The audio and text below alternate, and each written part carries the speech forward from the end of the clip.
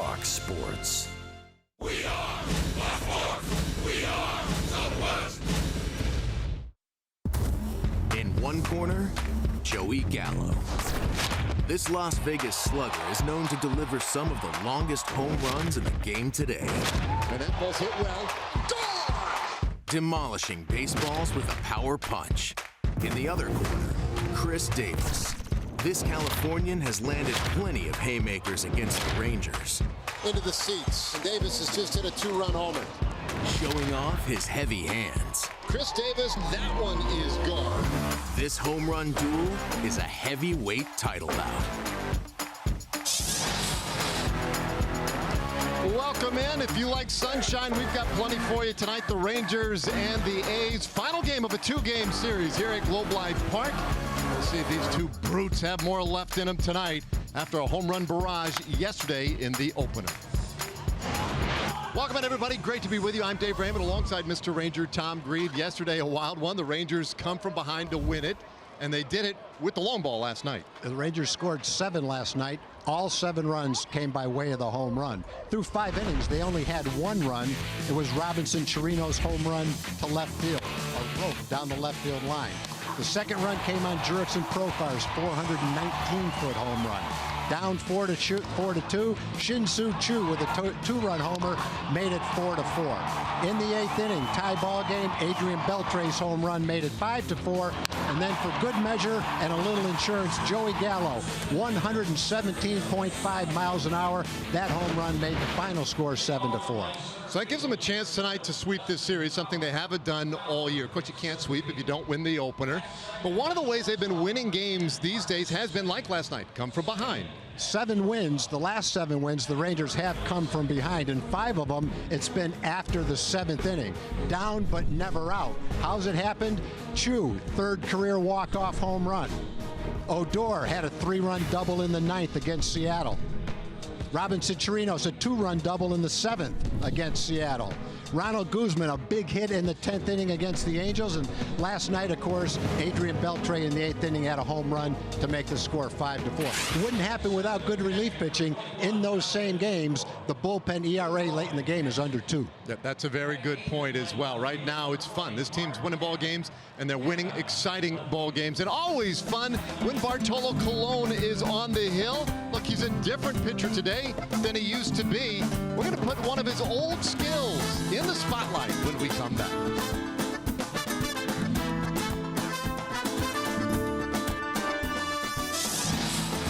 Rangers baseball is brought to you by Ford. Visit your local Texas Ford dealer today.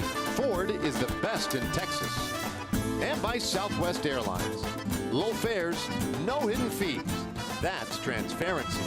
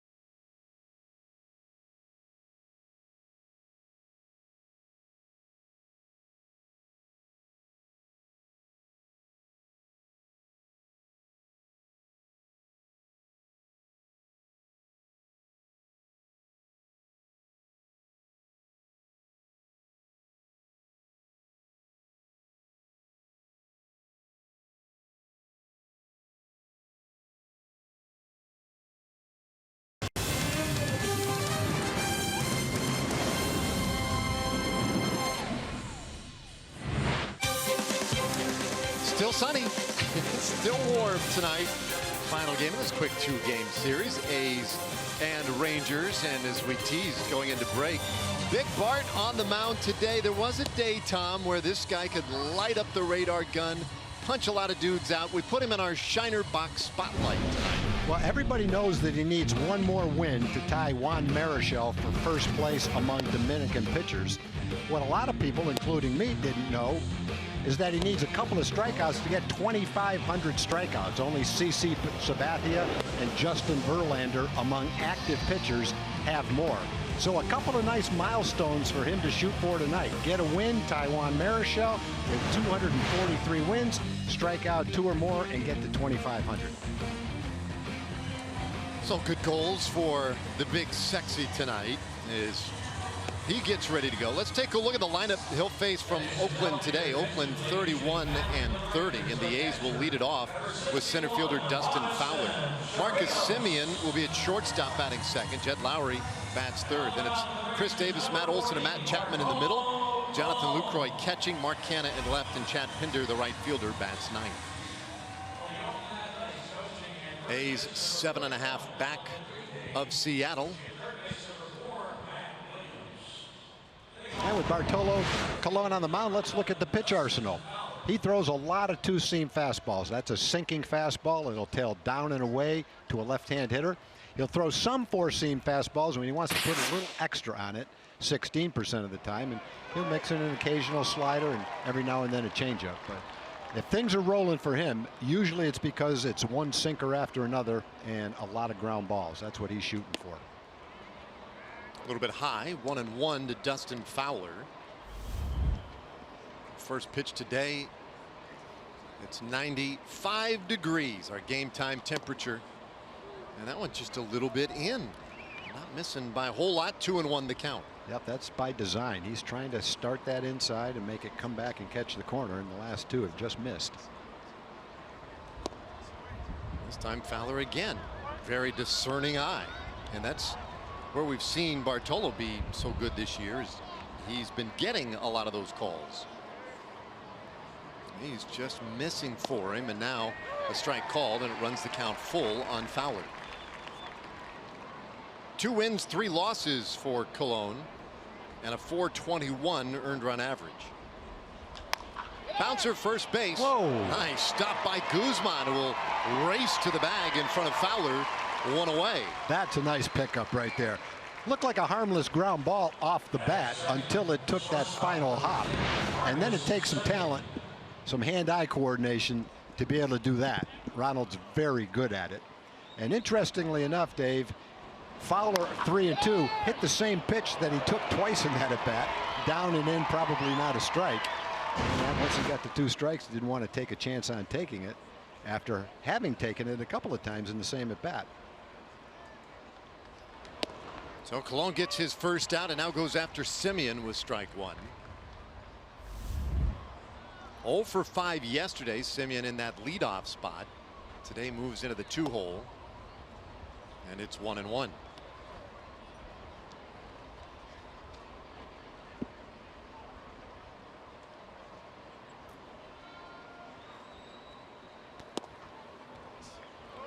Boy, that one looked pretty good again, but a no call there. Chris Guccione, the plate umpire. And it looks like he and Semien are discussing the merits of that pitch. So maybe Semien confused as to whether or not that one was called.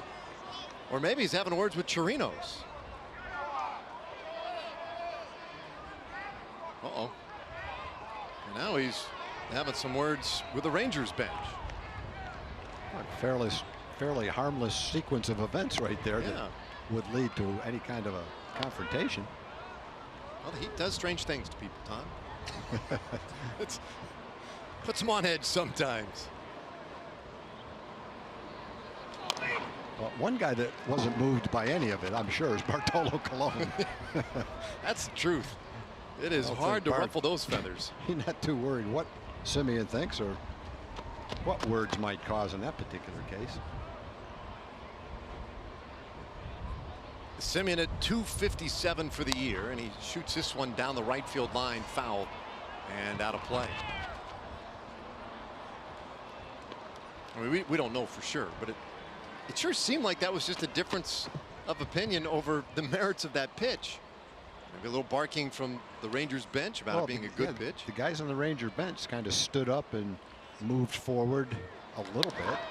Liner right out to second base, and Odor positioned perfectly, and Simeon with a scorching line out. There are 2 away. Let's take a look at the Rangers defense, which is delivered by Chicken Express. Joey Gallo in left field with Delino in center, Nomar in right field.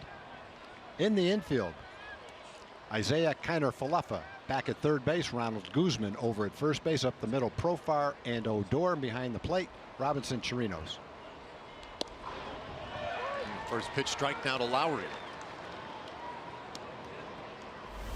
Lowry 294 average. You see, he's seen a decent amount of Bartolo Colon in his career, 3 for 10 against him.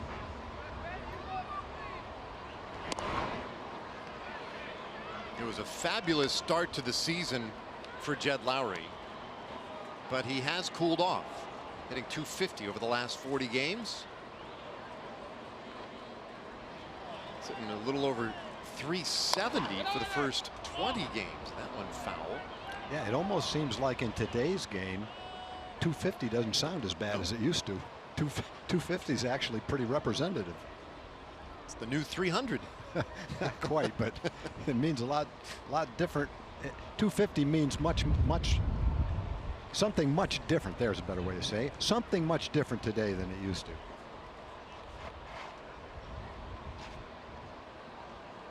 Lowry down in the count here, 1-2.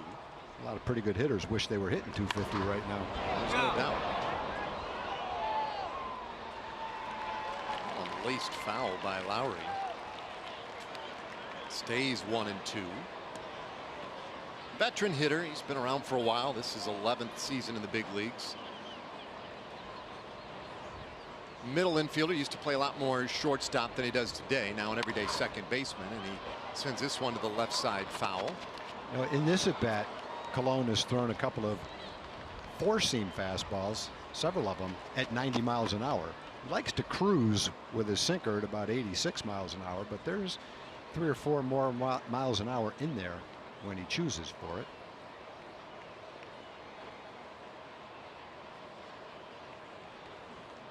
Well, 19th pitch of the inning for him, and it's a little bit outside. 2-2.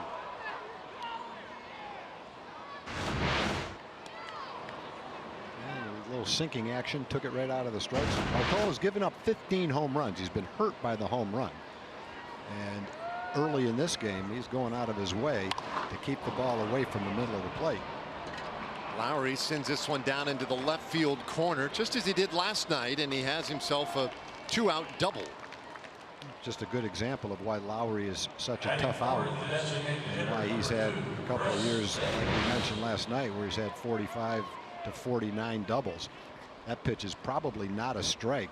Good tailing action on it, up in the strike zone, and he just goes with it, lines it sharply down the left field line. Second double in the series for Lowry. His 16th of the season. And bigger still, it gets Chris Davis to the plate for Oakland this inning with somebody on base. And of course, that's the only way he gets up in the first inning. Batting cleanup. And a guy you would much prefer to face with the bases empty because of all the damage he can do. He is 4th in the league with 42 RBIs, tied with his teammate out there at second base in Jed Lowry. I saw the first inning started yesterday for Matt Moore. Lowry doubled, and Davis short hopped the wall in left field for an RBI double. Tried to stop himself there, apparently did. 1-1. Very dangerous hitter. Last night Davis also chipped in with another home run. He walked twice.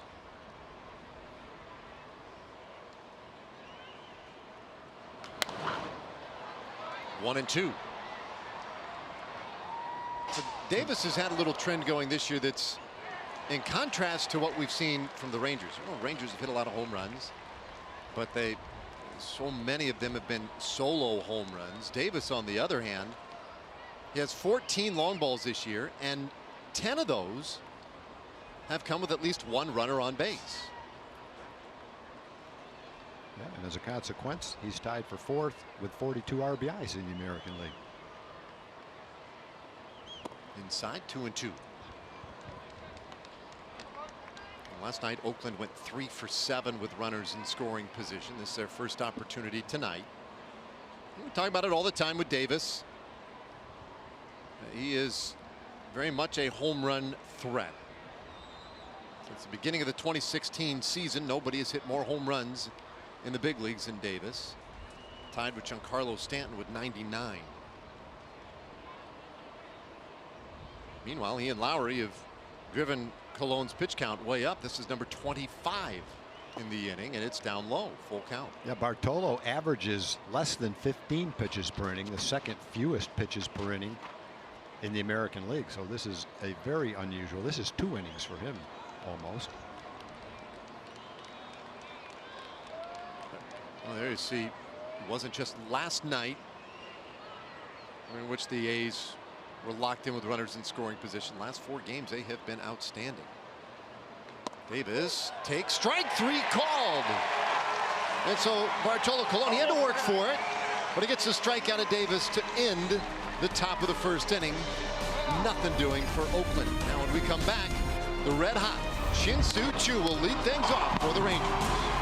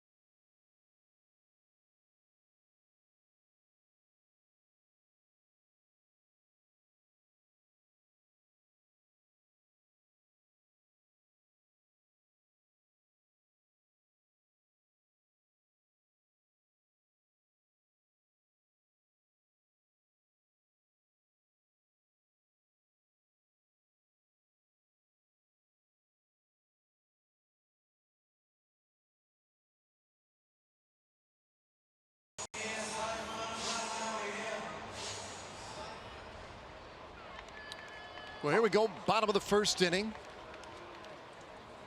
Rangers ready to go against Daniel Mengden. Let's take a look at the Southwest Ranger lineup. Shin-Soo Choo leads it off, followed by Isaiah Kiner-Falefa, Nomar Mazara, Jurickson Profar, cleanup hitter tonight. Joey Gallo, Rougned Odor, 5th and 6th, followed by Robinson Chirinos, Ronald Guzman, and batting 9th in center field, Delano DeShields.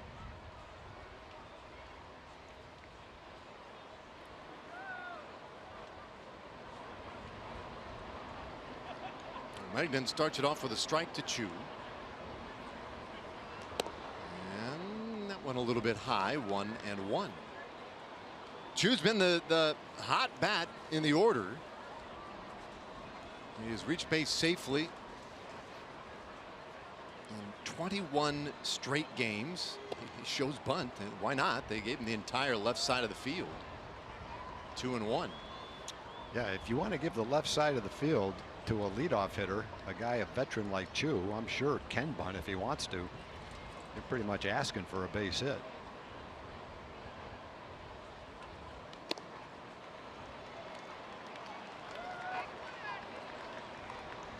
Game hitting streak going for Choo as well.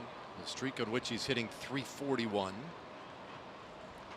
4 home runs 4 doubles, but 13 walks during the 12-game hitting streak. And he takes a strike. It's a full count. Yeah, if you get a walk against Daniel Mengden to lead off a ball game, you've accomplished something. He hardly walks anybody. He's only walked 2 batters in a game once this year. Other than that, it's been 1 or less every start. And there's ball 4. So. If anybody's going to walk, it's Chu. Well, we said the same thing last night with Sean Manaea, but he walked the first 2 batters he faced. Well, for Daniel Mengden, in his pitch arsenal, he likes to throw a 4-seam fastball. That's 55% of the time. Slider, changeup, and a curveball. The 3 complementary pitches, he uses them about the same amount. And he's doing some nice pitching right now for the A's. 6-4 with a 2.91 ERA. In his last 6 starts, he's been pretty much untouchable. He's on a nice roll right now. Kiner Falefa takes one right on the corner for a strike. Isaiah hitting .243. Couple of home runs. And yesterday he followed the Chu walk with one of his own against Sean Manaea, who also had been one of the best at limiting walks. But here tonight we already see Mengden, just the 2nd time this year that he's walked the leadoff hitter in an inning. Which, I mean, he's only walked 9 guys total with the walk to Chu. Double play depth on the infield. And this one rolled down to first. Quick pick by Olson. Simeon returns it in time for the double play. That's about as nicely as you'll see a right-handed throwing first baseman turn a double play. It's harder for a right-hander because he has to turn his whole body. But Olson had this ball on its way to second base about as quickly as a right-hander could possibly do it. Got himself in position to do it before he ever caught the ball. He's already turned his body, throws it before Simeon is anywhere near second base. That's a very, very nice play by Olson. Routine play, but you don't see it performed as smoothly as that very often by a right-handed thrower. No, that really could not have looked easier the way he did it. No. But experience tells you it's not always performed quite that simply by a right-handed throwing first baseman. One of the reasons the Oakland A's and their fan base are excited about the future of this team, and that's usually the conversation around the A's is the future. Their guys on the corners, Chapman at third, Olson, who just made that play at first. 2 really bright young players. 1-1 on Mazara as Mengden goes into that single double pump windup. And the swing of this one lashed out to the power alley right field. Mazara will have extra bases. That one's still rolling. Nomar into second, and he'll take a wide turn, but wisely return with a 2-out double. Yeah, that's a ball that if there's less than 2 outs and you're thinking possible triple all the way, Nomar probably would have been able to get to third. But I think Nomar off the bat is probably thinking double, and with 2 outs he knows he can't take a chance on being thrown out at third base. So takes a turn at second, but wisely goes back.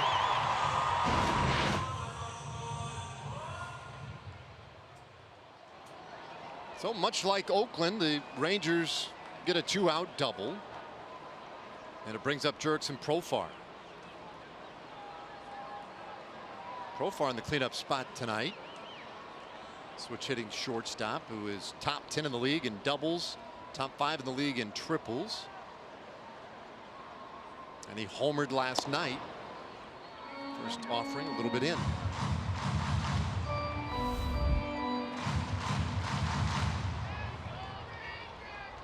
So he gets a look at Daniel Mengden in this first inning. Mengden, 25 years old. Right-hander from Houston, Texas, was drafted by the Astros long ago. This ball belted, hit well out to right, and gone! Profar for the second night in a row. A 2-run homer in the first, and the Rangers get on the board first tonight. Jurickson's put a couple of swings on the A's in these 2 ball games. Yesterday hit one 419 feet over the 404 sign in left center field. And this one didn't quite reach the upper deck of the home run porch, but it came pretty close. One of those balls off the bat, you know it's gone. Two-seam fastball. Didn't get enough tailing action to it. Caught too much of the plate. And Jurickson, for the second night in a row, has gone deep with authority. Gallo takes a healthy rip in strike one. Home run number 5 for Jurickson. Way back there in the bottom deck. 418 feet. A good poke by Jurickson Profar. Gallo, who also homered yesterday, takes low, 1-1. And Joey now with 16 home runs. He's 6th in the American League.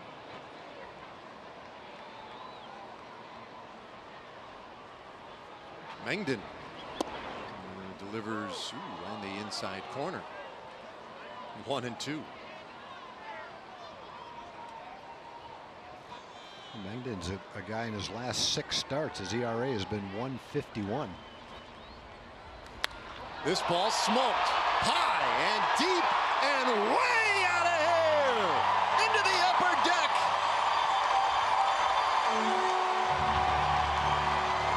Your patented Joey Gallo bomb, number 17. 3-0 Rangers. Mentioned that Jurickson hit one 419 last night. He hit one 418 today. Joey Gallo, 2 entirely different types of home runs. Last night it was a line shot at 117.5 miles an hour. Hardest one hit by a Ranger. Today it's one of the high, majestic home runs. Boy, that's a high pitch, probably out of the strike zone. Jurickson didn't quite reach the upper deck. Joey did, 4 or 5 rows back. The Rangers, after the double play, erased the leadoff walk, have come back with a vengeance. Double, home run. And for Daniel Mengden, he came into the game having given up only 6 home runs in 74 innings. He's given up 2 in the first inning, along with a walk, which is something else he hardly ever gives up. Great start by the Ranger offense. They got primed for this last night with 5 home runs. Hit 2 already in this game. So 3-0 Rangers. Odor's taking a strike, and Mengden right back to him. He's pulled foul. Oh, nice play down there. Fellow brought a glove.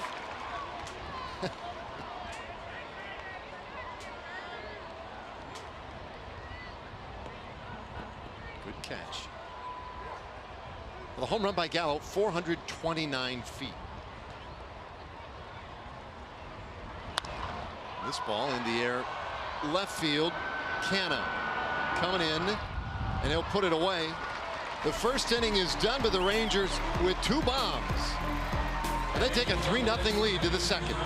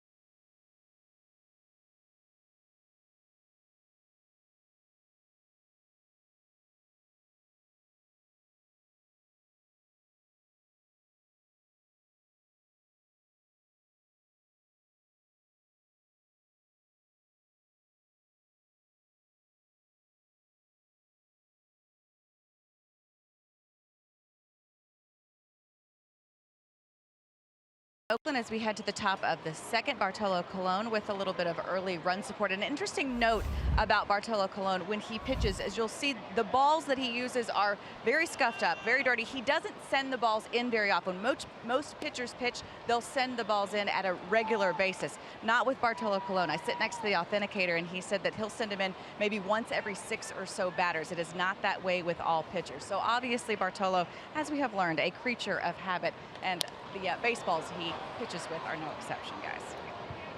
Yeah, that's interesting. And not only a creature of habit, a creature of unique habits, Bartolo Colon. As Olsen flies out to center field, 1 away. For the life of me, I don't know why pitchers would ever give up a baseball that's been scuffed or dented or anything.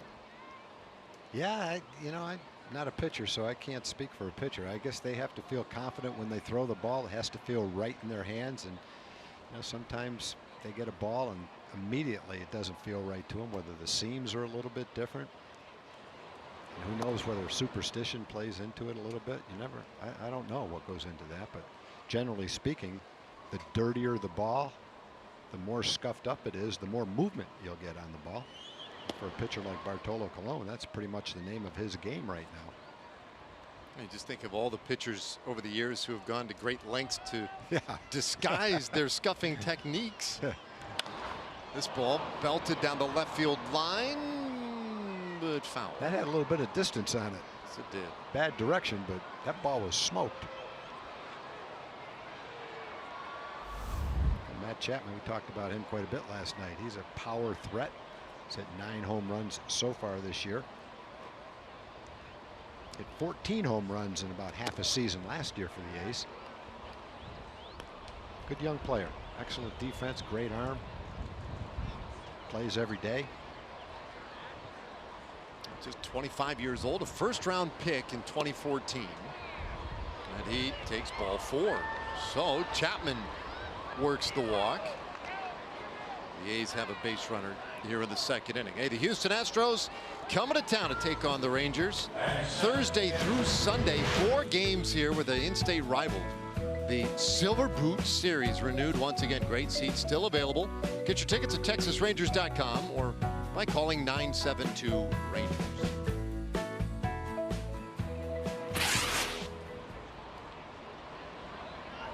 All right, so a free base runner for Oakland, and Colon does not allow many of those. He had only walked 8 coming in. And he gets after Jonathan Lucroy here. Lucroy batting 7th, and he has good career numbers against Bartolo, 5 for 11.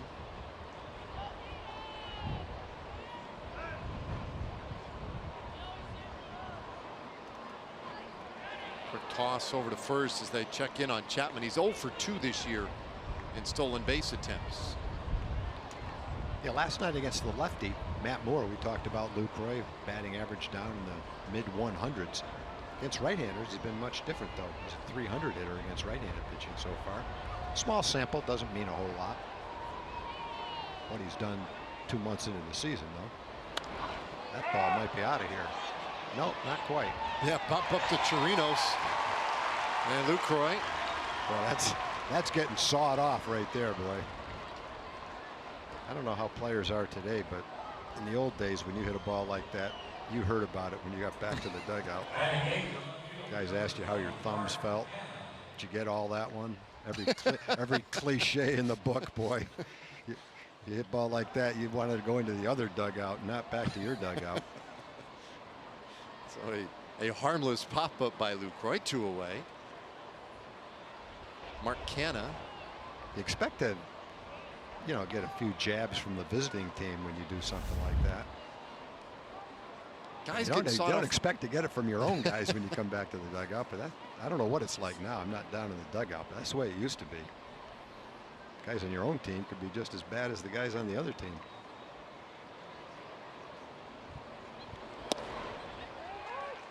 One on the corner to Canha for strike 1. Our Kubota power stats tonight.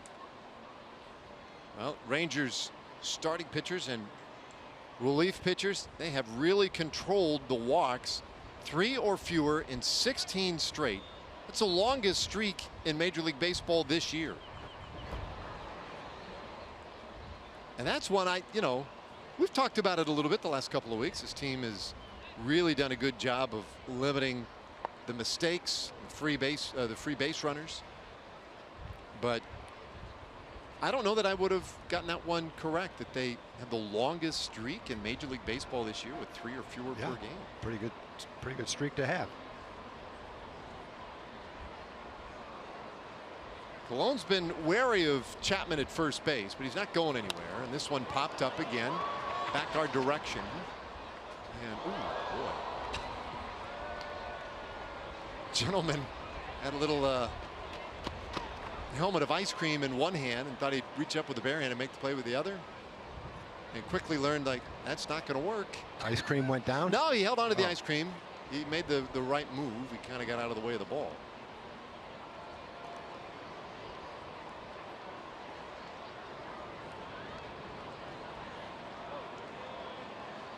Wanted away here on Canna, and he'll swing. He'll hit this one on one hop to Odor. He'll go to first with it, and that will end the inning. So the A's leave a man on base, and Bartolo Colon has posted 2 scoreless so far tonight. He leads 3-0.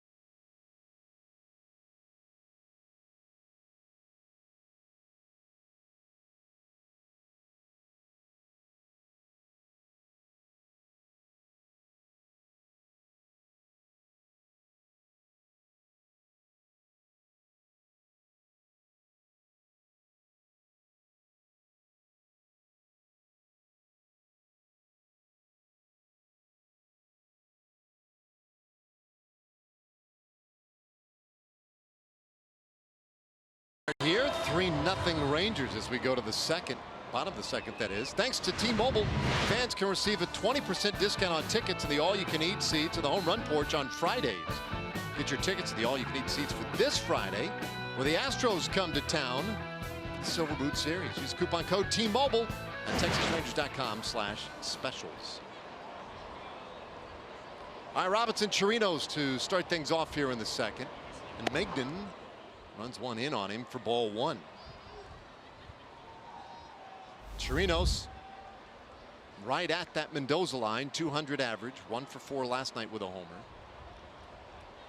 8 home runs though. And always a threat. This one turns him away, and it's 2-0. Yesterday celebrated his 34th birthday. And we told you last night he was the first Ranger to homer on his birthday since Nelly Cruz did it in 2011. He takes high. It's 3-0. So last inning it was a leadoff walk to Chu from a guy in Mengden who does not walk very many. Now a 3-0 count on Chirinos. You talked about the home run that he hit. First Ranger with a birthday home run, age 34 or older, since Jim Sundberg in 1989. If I remember right, Sonny had more than one birthday home run. Might have had several of them. With the strike, it's a full count. So far, Mengden's complementary pitches haven't been working for him very well. Have a hard time getting anything over but his fastball, and the Rangers last inning jumped all over him. Double home run, home run. It's 3-2. And that is outside, ball 4. So back-to-back innings, and you can see the frustration. He's walked the leadoff hitter. Yeah, he walked a couple of guys, I think, at his last start. It's the only time he's walked more than one guy all season long. And now in this game, 1 inning into the game, he's walked 2. Pretty good sign that he's struggling right now to find his rhythm, find his command. Off-speed pitches aren't really doing what they normally do. Not throwing them for strikes. They're not breaking sharply. And really, he doesn't have much command of his fastball yet either. Runs that one in there for a strike on Ronald Guzman. See the numbers for Guzman. He's not had much success in these games against Oakland yet, just 2 for 11.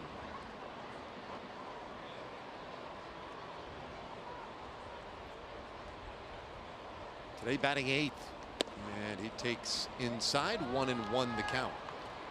And for a guy like Mengden, who has that kind of control, to have thrown 28 pitches, 16 strikes, 12 balls, that's it, not his normally strike to ball ratio anywhere close to it.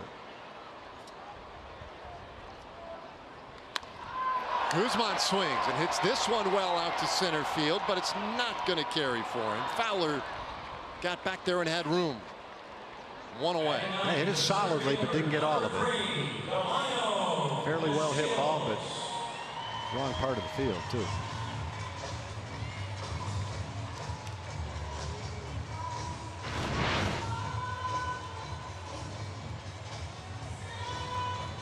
Just got underneath it a little bit, it looked.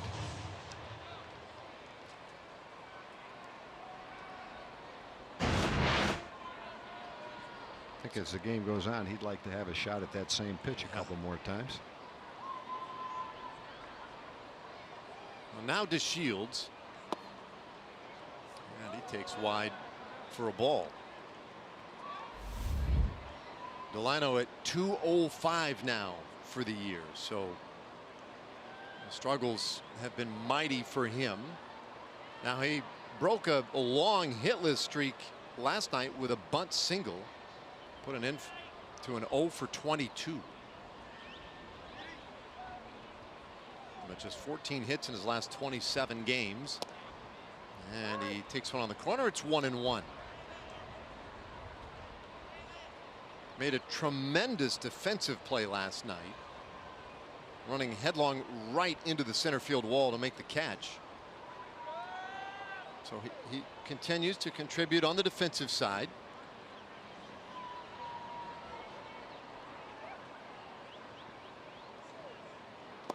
Out in the dirt, it's 2-1. Last night's second inning, Stephen Piscotty, pretty good poke. That's just a beautiful play. We talked about it a lot last night. You'll see a lot of plays where a guy comes in and dives and makes a great play, goes back to the wall, waits, jumps as high as he can, and takes the ball back. Those are nice plays, but that's a great play. When you're going full speed, you know you're going to hit the wall, and you catch the ball right as you smash into the wall. Those are the ones that separate really nice plays from great plays. That was a terrific play. You don't see that play made very often because many times the outfielder shies away from the wall, and you can't blame a guy. You don't want to run into the wall that fast. But I was pretty amazed that Delano ran into that wall full speed, bounced off it, and acted like it didn't cause any discomfort at all. Generally, a guy will make that play. You see Byron Buxton make that play, it seems like once every other day. That so many times he makes that play, and it takes him a few seconds to get his thoughts together after smashing into the wall. A couple years ago, Bryce Harper went in a little too hard, and he lost some time. But Delano somehow came away with that unscathed. Yeah, he made it look routine, like it's just sort of what you do all the time. Yeah, he did. He did. Well, he's worked the count full here. Chirinos at first, 1 away. And Mengden just does not have his typical command. This is his third 3-ball count of the night.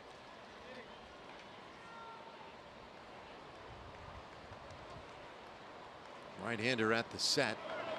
There goes a runner. Bouncer third base, and Chapman will have just the one play. And that's to throw out to Shields for out number 2. So putting Chirinos in motion paid off. He's in scoring position now as Chu heads to the plate. Turned out to be a nice pitch by Mengden. He ran that two-seam fastball, got it inside. Delano hit it a little bit off the handle. Chapman looked to second just in case he had a shot, but decided to go to first. With Robinson running on the play, probably didn't have a very good chance to get him. Chu takes a strike. Walked in the first inning, so that extends his streak to 22 games now. He has reached base safely. Longest streak of the year for the Rangers, any Ranger. His hitting streak also the longest of the year so far, and he spoils that one. The count 0-2. A patented home run by Shin-Soo Choo. Left-hander going the opposite way. Not many guys can do it with authority much better than Chu does. A lot of power the other way.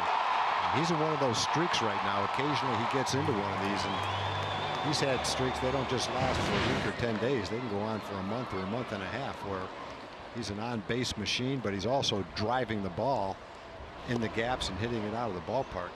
Might be the kind of streak he's in right now. Well, there you see the .341 average on this 12-game streak. A .418 on base percentage in May. Picked up in June, right where he left off in May, as far as that goes.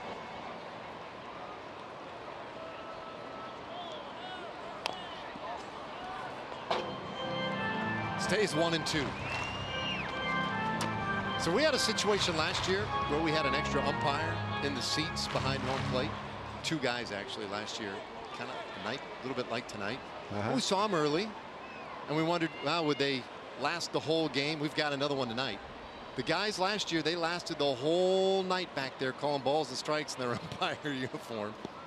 And we got a gentleman tonight right behind the plate. Is he umpiring? Is he just show up with a mask on? He's got the mask. That's a good like umpire shirt right there. But I haven't seen him call a pitch yet.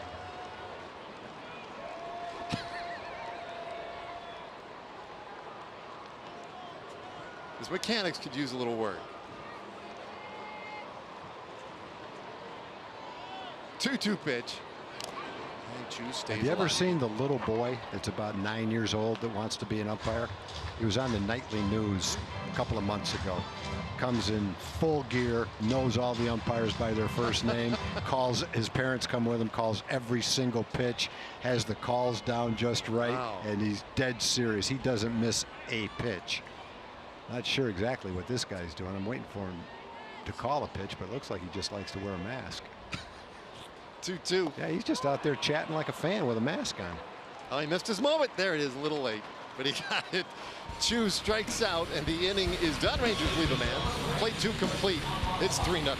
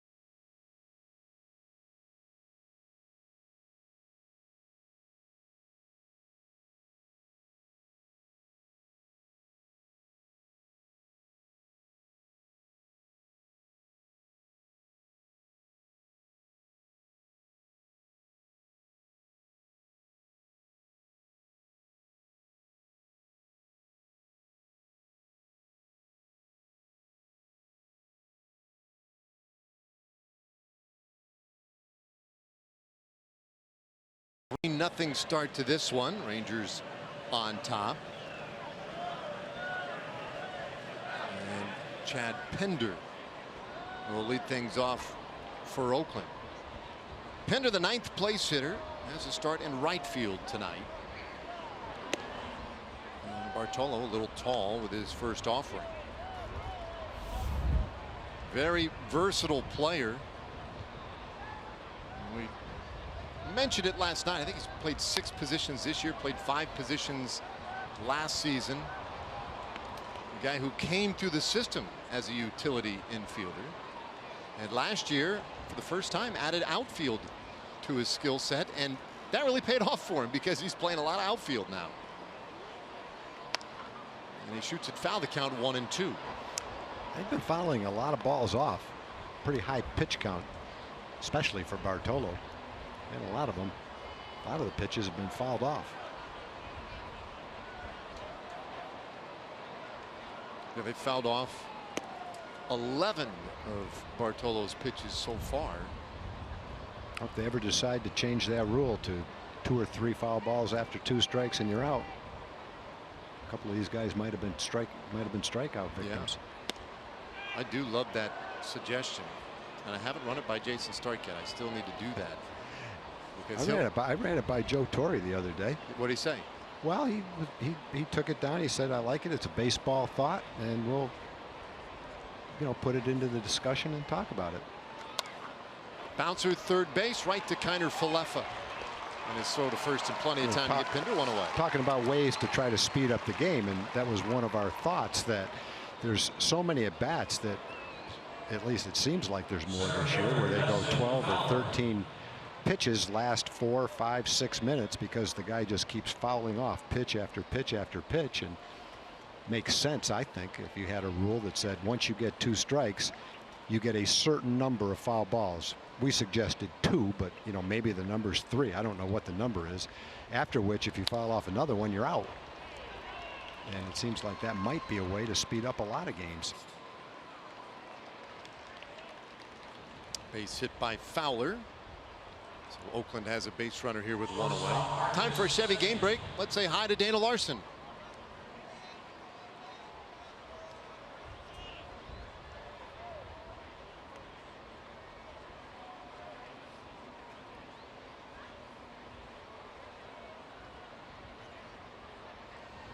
Yeah, thanks, Dana. The Red Sox playing pretty well right now. They don't have Mookie Betts. Mookie Betts is on the disabled list. And some teams that have seemingly gotten better when they've Seattle lost some of their good players. Yes, Seattle, definitely. Seattle right now scoreless with Houston. They've just moved that game to the 3rd. And Seattle, with a win last night over the Astros in Houston, extended their lead in the division to 2 games over Houston. They've gone 11-3 in their last 14. A pretty good move there on Fowler. Pretty good throw, too. Bartolo's a big guy, but he's athletic. It's a quick move to first base, and he can field his position. We've seen that so many times this year.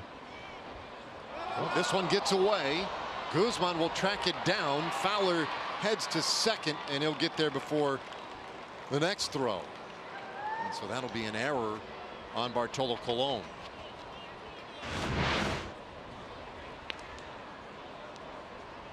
Yeah, it bounced about a foot in front of Ronald's glove.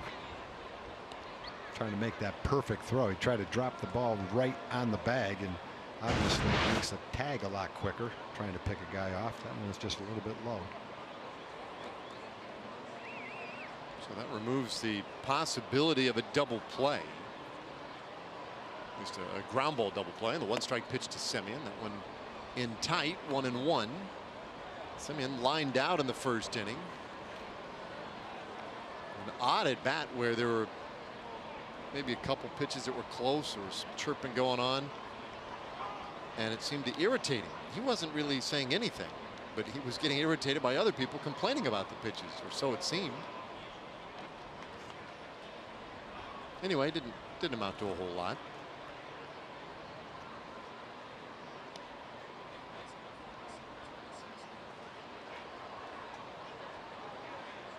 Simeon, a solid hitter. I think what happens to a hitter sometimes, let's say you're up at the plate and you take a pitch, it's called a ball. You feel like I just took a pitch, made a good decision, it's a ball. Then the catcher starts saying that ball's a strike, that pitch is a good pitch. The other dugout saying it's a good pitch. And your reaction sometimes is, that's not a good pitch. That was a ball. And so you get into an argument with your opponent because he's arguing that it was a strike when you know that it was a ball. I'm not saying that's what happened on that one, but I can't think of what else could have happened. You want to say that pitch is not even close. Support the umpire for his great decision. Yeah, right. I mean, you know that the opposition is taking on the umpire in that case, but as a hitter, I'm with you. You feel like, hey, you're a bit offended. I know what I'm doing. Yeah, I know what I'm doing. I know a ball from a strike. Ground ball, third base. Kiner Falefa looks a runner back. Nice throw to first, takes care of Simeon, 2 away. Second baseman Jed Lowry. Continue to love the way he plays the game. A 4th-round draft pick, Kiner Falefa. Like Pender, who we saw earlier in this inning for Oakland, a guy who's become kind of a utility player as he made his way up the system, including catching. Well, he's shown solid ability defensively. He's got good hands and a strong, true, accurate arm. Regardless of which position he's playing, but I guess you see it a little bit more at third base with a longer throw. And that's where he's had the biggest chance to play is third base.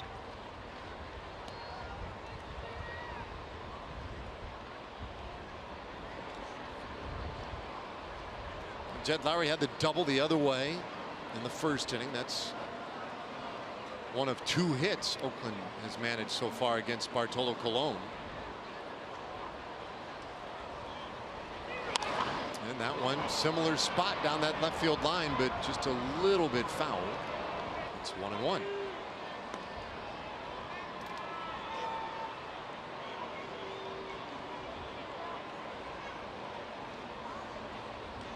Final year of Lowry's contract with Oakland.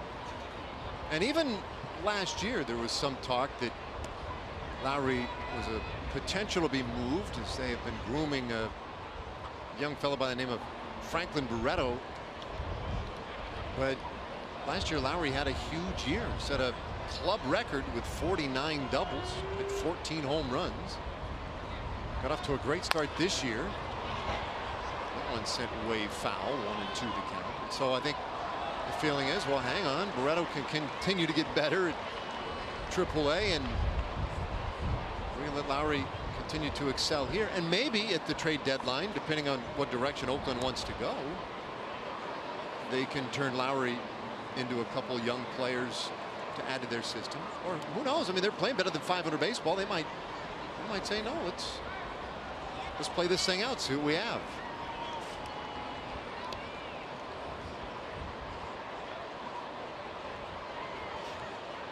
Colon's 1-2. And that's a little bit tight.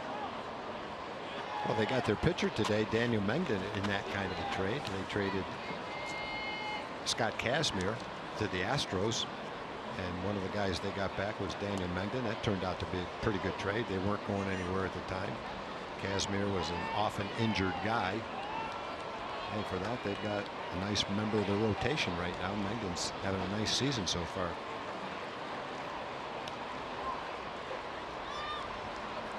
The 2-2.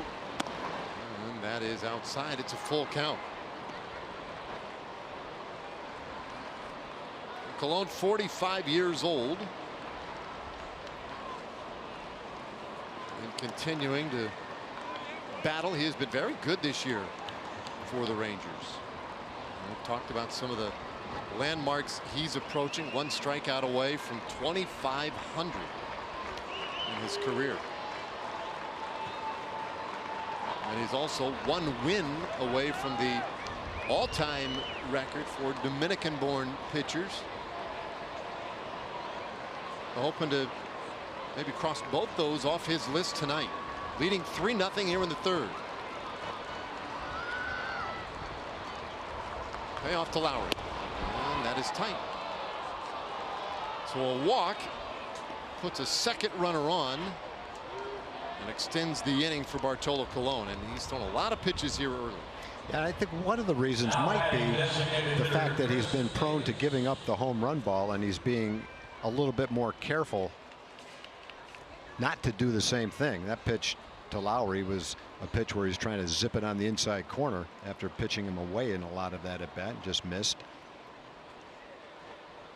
And the A's, at least on the road, tend to hit a lot of home runs. They don't hit as many as at home, but on the road they've hit a lot of home runs. Davis takes a healthy pass at this one, but it ends up just a routine fly ball center field. Shields puts it away and the inning is done. And so 2 more left on base. We head to the last of the 3rd inning. Kiner Falefa, Mazara, and Profar coming up for the Rangers.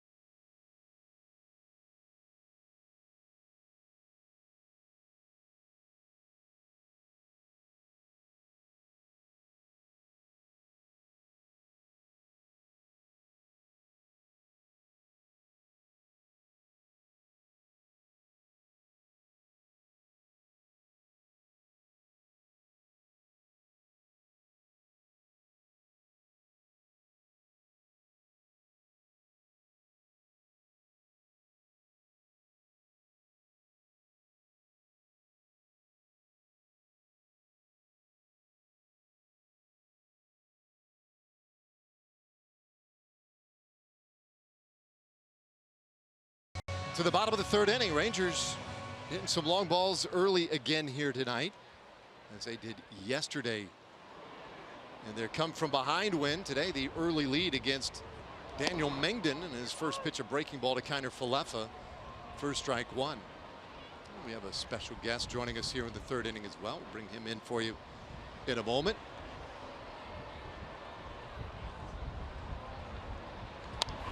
And a little comebacker. Mengden takes care of Kiner Falefa. 1 away. And so we say hello to Kip Fagg. Kip, you are done with 3 intense days of the draft, which is to say nothing of the last 12 months getting ready for this thing. How do you feel? A little tired. Yeah. A little tired, but no, we had a great draft. We're very excited about the players we acquired, and you know, it's kind of like Christmas for us a little bit here with Texas Rangers. It's been a good few last couple of days for sure. Yeah, I think, Kip, more so than other sports, you're picking 15th. You don't have the slightest idea who's going to be there when you pick. You've got some guys you hope are there. Tell us your thought process as it goes to the 5th pick, the 6th pick, the 7th pick. You have one? Was our guy the one guy you were hoping for, or was there a mix of guys? Well, to be honest, in this draft, it was a little bit different because some of the stuff in front of us was a little unsure. I can tell you one thing, that we had Cole Winn, the guy we took first, rated real high on our board. And to be honest, I didn't think he had a chance to get to us, but worked out really well for us, and we're very excited to have Cole. Sure, great. What are his attributes? What obviously he's a strong right-handed pitcher. What else can you tell us about him? He's got great feel for the ball. Throws strikes at both halves of the plate with his fastball. He's got a very good curveball, actually a slider and a changeup. He's a complete pitcher, definite starter for us, and very excited to get him in the Ranger uniform. So, Kip, you know, you probably see the same thing we see, the mock drafts, people speculating on where people will go. He was a guy who some thought was maybe a top 5 pick. There were several outlets who thought maybe he was a top 5. Definitely top 10. He ends up falling into your hands at 15. What do you make when you see all the projections? Do you look at those sometimes and say, wow, these people are nuts? Or is it just too hard to comprehend what everybody is going to try and do? Well, it's weird. Mike Daly, our assistant GM, always brings those mock drafts to me, and you know, they don't really know. It's all just a guess. I mean, I don't talk to anybody before the draft. I don't know where they're getting their information. They see guys and people might give them some stuff, but you know, they're kind of, at the end of the day, it doesn't really mean that much to us. Yeah, and Cole Winn, he's an interesting story too, right? I mean, he just ended up in Southern California. His dad had to move for a job, and I guess his dad consulted him about that. What do you think? And he was all for it, because that's a great baseball school down there. Yeah, we got Josh Morgan, a kid in our minor league, went to Orange Lutheran. Garrett Cole, pitcher with the Astros, went to that school also. So, you know, he was actually a guy before he left the state of Colorado, and he was kind of on the radar, so to speak, with the scouts. And we went to Southern California. He kind of, with the family, kind of just decided that, you know, they were going to go into better competition.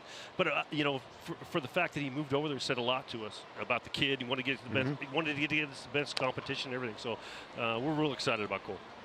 When you just look at your draft, whatever it is, 9 out of the first 12, 10 out of the first 12 were pitchers. Do you go into a draft saying we're going to accent pitchers, or is it each round is the best guy on your board? Yeah, it's the best guy. You know, our scouts do a tremendous job, and we got, you know, guys that go out there and beat the pavement all year round, you know, going after these kids and getting to know them, evaluating their talent. And when it comes down to making the choice, it's pretty easy for me, because, you know, we have all the information and we just take the best guy available. It happened to be, there was a lot of pitchers available this year, and that was the depth of this draft. So, you know, we're excited with the group we got. Same philosophy, high school pitcher, college pitcher, best available. Yeah, best available, best available. So it was a good year for high school pitchers then. Yeah, it was a real good year for high school pitching, and I think that, you know, the little trend here lately in the amateur draft is, you know, the bats are the ones that are kind of the most coveted, so to speak, and so they end up getting pushed up a little bit. Something the pitching kind of drops, and I think it kind of showed with Cole getting to us. So, you know, fortunate for the Rangers. Well, why is that? Is that just projectability, Profar? Well, he's on a stretch. This one is gone. Whoa, Mike Daly called that. Third home run in 2 games for Jurickson Profar. Rangers move it to 4-0. It just seems like the more Jurickson gets to play over an extended period of time, the more comfortable he gets defensively, and certainly the more comfortable he's getting offensively. Not to mention, Dave, the fact that starting to read in the paper that Elvis is not that far away from coming back. He wants to put a down payment on his playing time right here before that happens. He's serving notice, no doubt about that. So Mike Daly called that one? Yeah, he calls all the time with Pro. Mike Daly, he's the he can call those out. Now, this is not necessarily Ranger related, but it's Texas related. How about Kyler Murray? Yeah. What can you tell us about that pick? I tell you what, I saw Kyler quite a bit this year at Oklahoma, and he's an explosive player. Obviously, you know, being the quarterback at Oklahoma and being a local kid here, and he was a baseball player in high school. We scouted him then and went there, and he took a big jump this year as a player. It doesn't surprise me where he went, to be honest. You know, I don't know how the whole thing's going to work with the football thing and the baseball, but, you know, we didn't quite have him rated that high, but I mean, obviously the Oakland A's took him, and we'll see what happens. How do you guys, at the end of the day, how do you evaluate any given draft? I mean, it's so hard. We know the odds are long for anybody to get to the big leagues. When you go back and you look at a draft, let's say a year, 2 years ago, whatever the case, how do you grade out how you did? That's tough. I mean, you know, hopefully they come out here and we see them on the big league field, the Connor Falifas and the Joey Gallos and guys like that. But it's you know, it comes back to, you know, trusting your scouts and going through the process we go through and getting to know the players and evaluating and have conviction on the players. And the more conviction you have, the more work you do, the better drafts you're going to have. So take us, you know, behind the curtain for a minute. Any contentious arguments the last couple of days? You guys get fired up? Oh, all right. We'll get back. You can think of those good fights, and do that. And we'll get to that when we get back in the 4th inning. Mike Daly and myself fight a lot. I love it. Profar fight with the Oakland A's to the tune of 2 home runs already tonight. He has the Rangers on top 4-0.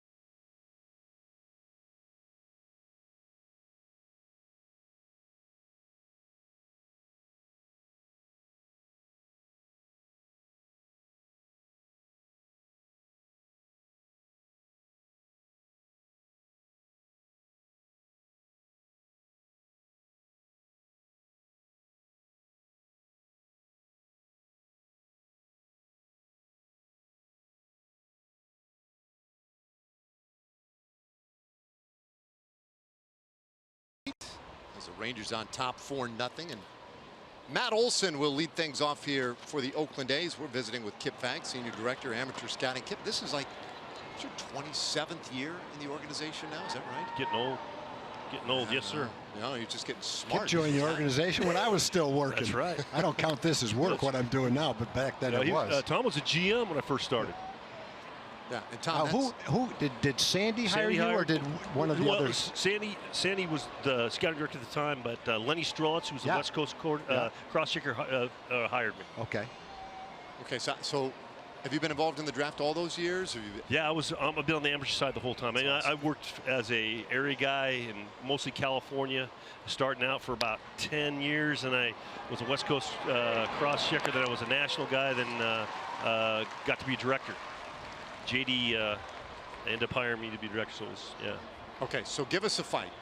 There had to be a fight. If not this year, go back to a couple years. No, I mean, not to get too specific, but I mean, people are convicted on certain players, and you know, for me, the biggest part when you're doing a draft is you're playing one player off another. So it's like, hey, this guy or that guy, you know, and you know, there's certain guys that like that guy, certain guys that like this guy, and so you know, sit back and let them plead their case, so to speak, and ultimately somebody's got to make a decision, and that's me. And so, you know, but there is some contentious moments at times. When you look at, say, the first 2 rounds, how many scouts will you have that have seen each one of the contenders for your pick? 6 to 8. 6 to 8? Yeah, 6 to 8. So when you're talking about a player, you're not just talking about one guy or 2 guys. You've had 6 to 8 guys see that same guy. No, that's some long discussions right there. It's long discussions, and you know, working forward here, we've had an analytics crew that does a heck of a job, and they add a layer to the piece, and we got some people that we do some makeup stuff with, and that adds to another layer of the piece. So there's a lot of things you got to go through to make a pick, but you know, at the end of the day, it's not that hard. I'm not the brightest dude in the world, and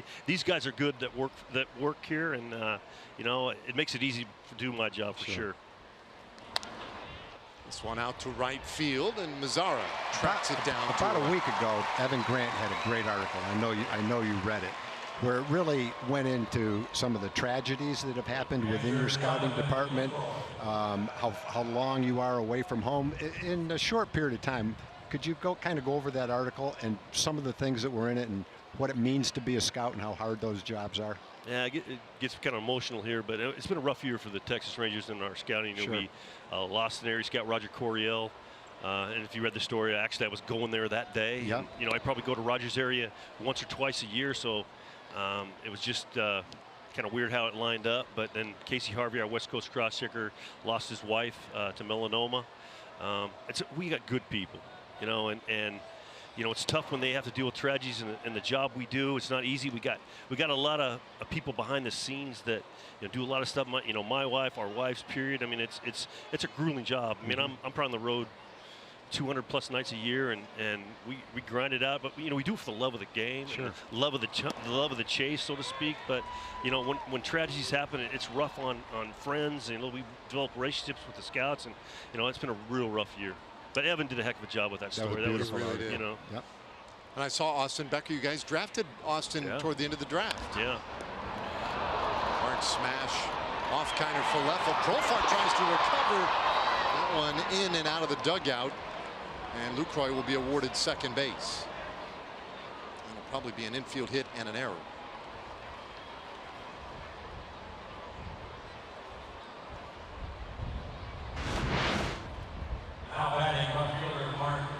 Hard hit ball. It goes off Kiner Falefa right straight to Jurickson, who feels like he's got an outside shot to make that play. Would have been a close play with an accurate throw. Kip, how about an update on a couple of the guys from last year, our top picks last year, and where they are right now? Hans Kraus, I know, was one of them, and was it Chris Seiss another one? Yeah, Chris has gone through a little bit of a health thing. He's got a shoulder that he had a procedure on. We don't think it's anything serious, but he's going to be down for a little bit. Hans Kraus is in Arizona right now, and he's going to be up in Spokane in the starting rotation, and actually probably be on the mound for the opening night there, the 15th in Spokane.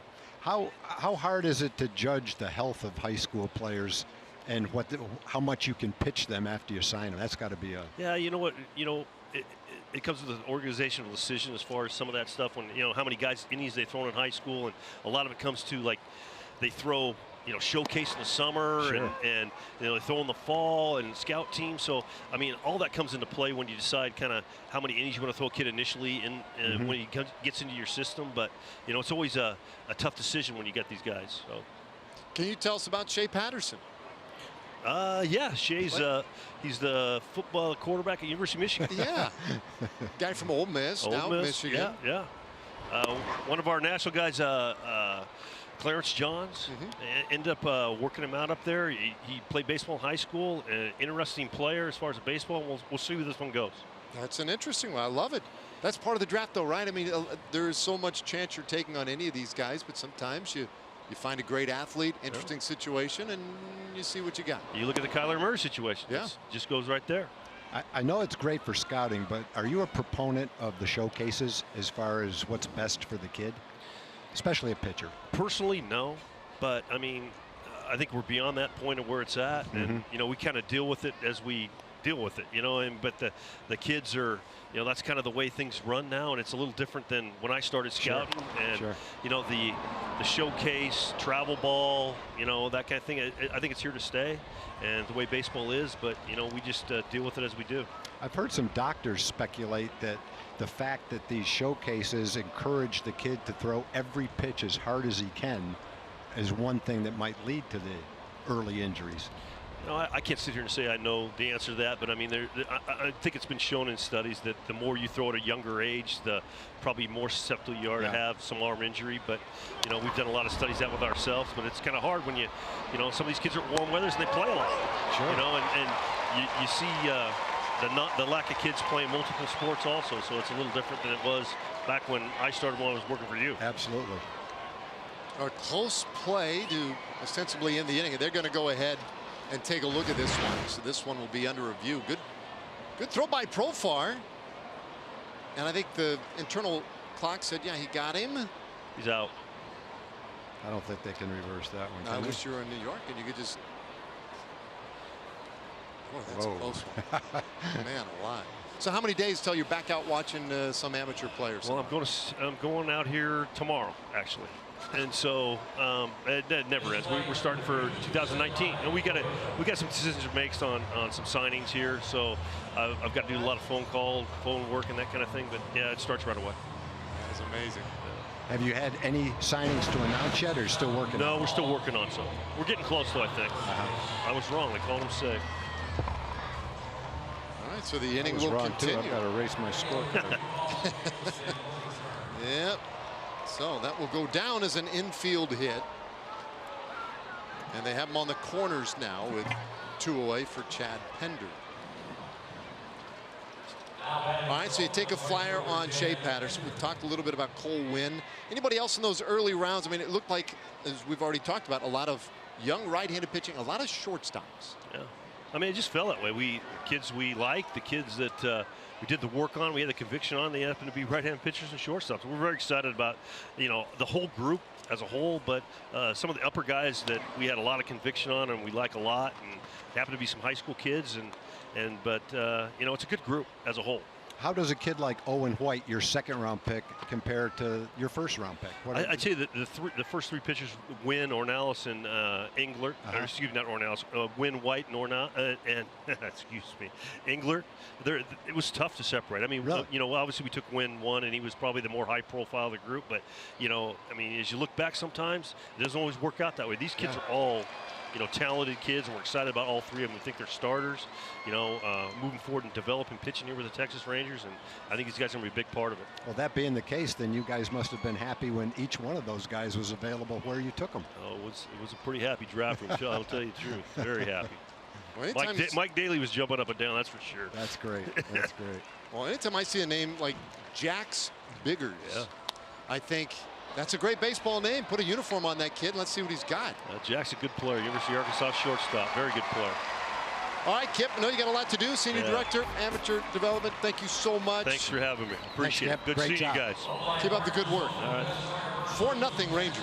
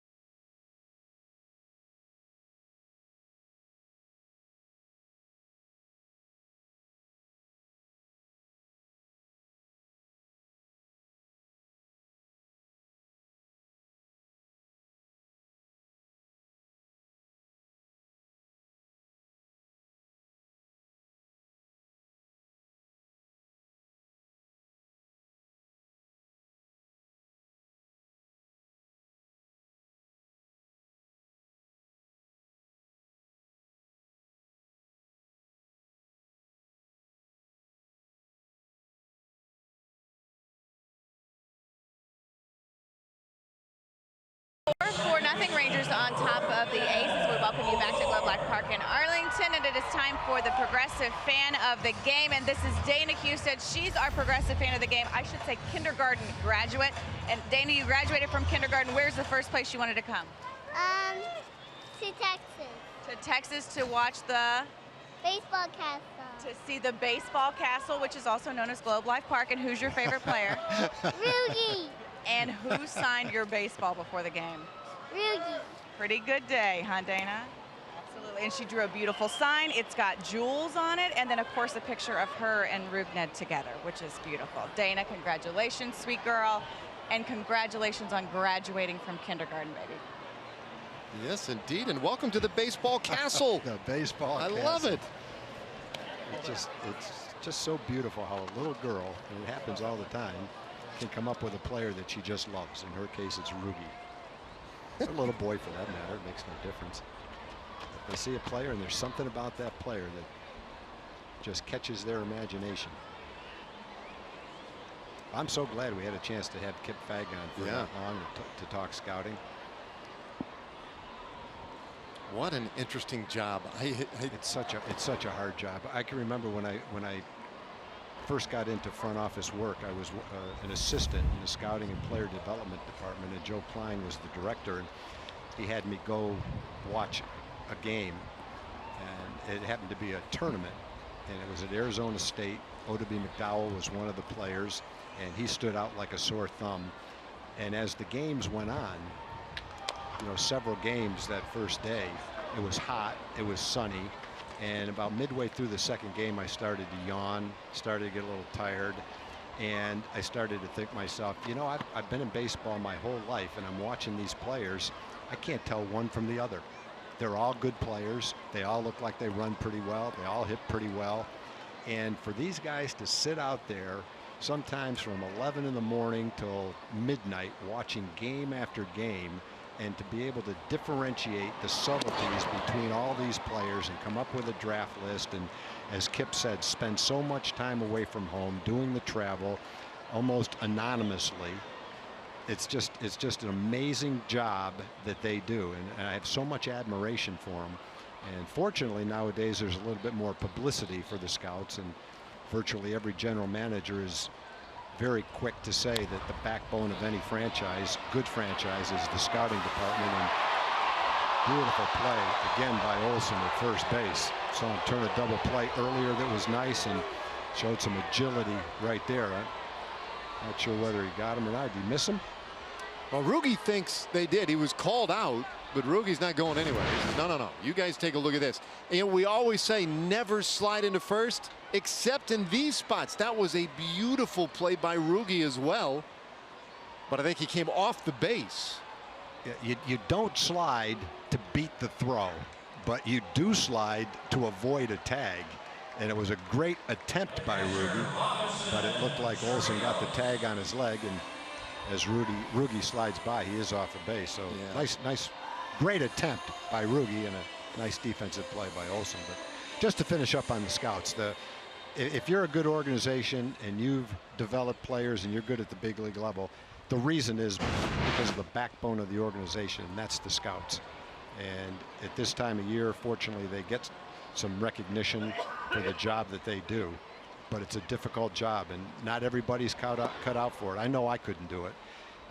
Whether or not I'd be willing to put the time in and the work that it takes, that's one thing. But just to have the judgment and the discipline to watch the players and differentiate between how close they are at the college and high school level to pick the good ones, it's an art. It really is. And the guys that are good at it are a huge asset to an organization. Here's the other thing that jumps out to me. I was watching a little bit of the first couple rounds of the draft on the MLB Network, and so they're showing a kid who was, like a top 10 pick, and they're breaking him down on TV. They got all the video and everything now, of course, that they would have never had back in the day. And I'm listening to him talk about this guy's delivery and his velocity and all these things, and all the commentaries about, like, you can correct that, you can get this right, and you clean up the delivery and do all this stuff, and boy, you can really see where he'd be great. And I'm thinking, this guy's like a top 10 pick, and all we're talking about are all the things we can fix to make him better. And that's that's again part of it for me that's just mind-blowing when you talk about how difficult it is to find the right guys, make those selections, because you still have so much work to do to get them to be major league ready. Yeah, it's not an exact science. There's a lot of times where you'll have a veteran scout that'll see a player and he's got a memory bank of similar type players that maybe goes back 15 or 20 years. And yeah, this shortstop, his actions remind me of a kid that I saw 15 years ago who looked the same, had the same first step quickness, and got through the organization quickly and became an excellent big league player. And I really feel like this is the same kind of guy. So there's much more science to it now, as Kip alluded to, with the analytics being a part of it, as many people see all these same players. But at the same time, there's still some gut feel involved in it too. Like I watched that same show you watched, and when you start watching picks, say 5 through 15, and you start listening to them talk about the high school pitchers and watching them, and they're throwing 95 miles an hour and they got a good breaking ball, and their ERA was .091, and they had 140 strikeouts in 70 innings, and they've got a nice curveball. Oh boy, Guzman sends this one a mile in the air and into the second deck. A 2-run shot for the rookie Ronald Guzman. And the Rangers have cracked this one wide open. Well, I'll tell you one thing. You can go back and think of a lot of Ranger teams that had some great home run hitters. It's hard to go back and think of a game yesterday with 5 home runs, and now 4 innings into this game, 4 more, where a Ranger team has launched home runs more impressively than has been the case the last 2 days. I mean, these things are a thing of beauty. That's the second long high home run launched into the upper deck in this game. Profar's got back-to-back days with 420-foot home runs. It's been a pretty impressive display of power. I know it's probably caught the A's by surprise. They came into this series with a pitching staff that had been on a great roll, a bullpen that had been pitching well, a couple of guys in the bullpen that hadn't given up much of anything over the last month. The bullpen got touched up yesterday late in the game, and today it's been a starting pitcher who in his last 6 starts had an ERA of 1.5, getting blasted 3 1/3 innings into this game. Langdon has walked 3. That's a season high. It's as many as he walked in the month of April. And 4 home runs, a season high. It has not been his best night, but if we were to act as scouts and grade out, let's say, his mustache. That's an 80 on a 20 it's an 80 scale. With plus curl. Yep. Roller to third. Chapman on a nice dive. The throw in time, and he gets to Shields, and you just shouldn't be able to do that. What a great play by Chapman, and they're 2 away. Well, he came into this game with not a lot of big league experience, but a huge reputation as a Gold Glove caliber third baseman, and you can see why right here. Nice range, great hands, good agility to get up that quickly, and the arm strength to be able to do all of that and still get a speedy runner like the Lino at first base. Good example of why I've talked about him in such glowing terms. Now Chu, who is 0 for 1. Mengden's mustache, it is obviously one of the first things anybody would notice about him. He only styles it like that on days he starts. And he gives it the Raleigh fingers curl. There you go. There's a shot of Raleigh on the right. You know, we said it's an 80. It's not an 80. Yeah, but that picture is not an 80. But I think today he's got Raleigh's full. He doesn't have the same curl. Raleigh's got more depth to that mustache and a longer curl. I agree in the picture, but if you look at him today, if we can get a live shot of him today, because you're right, in that picture he's got a long way. That's not his best mustache right there. That is not. No, that's a BP. See, I can only go on what I see right there. Yeah, that's his BP mustache. What he's rocking today, and maybe we'll get a look at it again. And there's a swing and a miss. See that right there, Tom? That's more of the Raleigh. That's a 75. I'll go with that. Ronald Guzman showing 80 power in this inning, and a 2-run blast has opened it up for the Rangers. They lead it 6-0.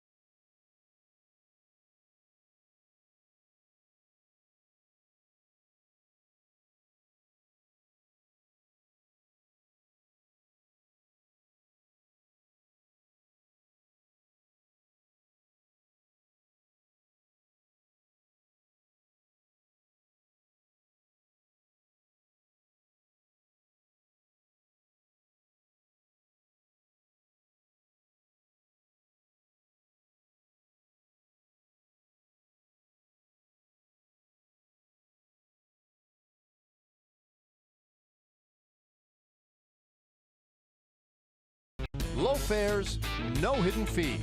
That's transparency. And by GMC. Visit your local GMC dealer.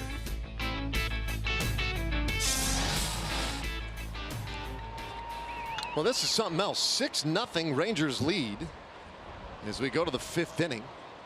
And Bartolo Colon a little bit wide with ball 1 to Dustin Fowler. Big home run by that man right there. Guzman with 7 homers now on the year. 1-1 the count to Fowler. He was singled and rolled out. The offense has stolen the show, but Bartolo Colon, despite a lot of pitches, has put up nothing but zeros. Weak bouncer third base, and they take care of Fowler, 1 away. Shortstop Marcus Semien. Bring up Marcus Semien. Done an excellent job today keeping the ball away from the middle of the plate. He's walked a couple of guys, and that may be one of the reasons why, concentrating on doing that, but it's working in his favor so far right now. And a number of balls hit weakly off the handle. And he's kept the ball like he did with that slider right on the outside corner for the most part. Been all around the edges today.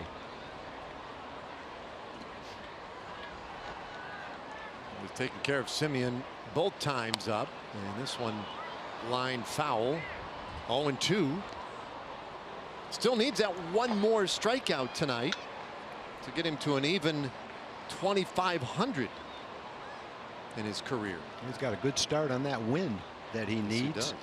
Not to be premature with that type of prediction, but if he does get one win, he ties Juan Marichal for the most wins by a Dominican-born pitcher. The Rangers have spotted him 6 early runs.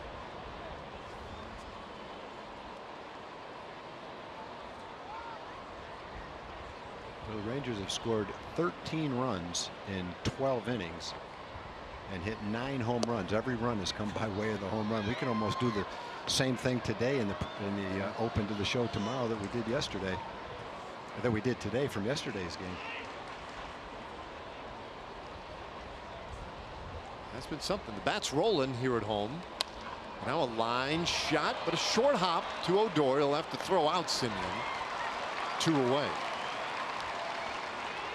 Well, the Colorado Rockies will be in town to take on the Rangers on Saturday, June 16th. It's a 3:05 game.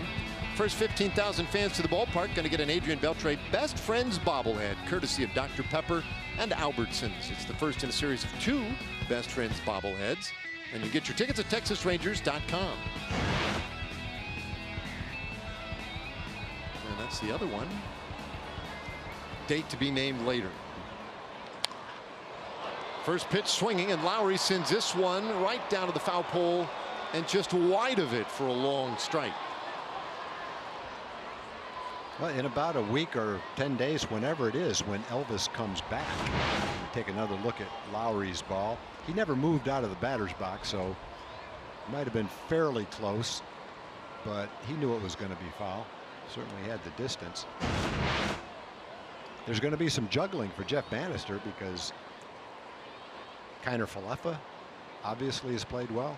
Profar has played well and is playing great right now. 3 home runs in the last 2 days. So there's going to be not decisions necessarily to be made, but a lot of guys that deserve playing time. And it'll be up to Jeff Bannister to kind of juggle his lineup to do his best. Elvis is going to play every day at shortstop. Maybe not initially. He might get some time off. A lot of guys to get playing time for that deserve it based on the way they're playing right now. Good problem to have. Yeah, absolutely. Absolutely. I think Emily has a little more on that, right, Em? Yeah, Jeff Bannister talked about the fact that he's going to continue to juggle things until Elvis gets back, and the main priority is just to get everybody, you know, kind of time off their legs while it's hot, and especially to Adrian Beltre to keep him in a position where he can remain healthy, not test that hamstring too much. So things a little bit in limbo, and they'll probably stay that way at least until Elvis gets back. And then it starts getting crowded. 0-2 pitch. Just off the plate. How about that one? 92 miles an hour. Just goes to show you that the big guy's got a little bit more in the tank than you might think. I wonder if he's feeling it a little bit, right? Knowing what's on the line Maybe. here. But, you know, the other thing is I think Lowry's seen 5 balls at 90 miles an hour or more today. He might be the only hitter that that's the case with. Shoots this one out to right field. It gets down, and Mazzara will have to take it off the fence. Lowry will have his second double of the night.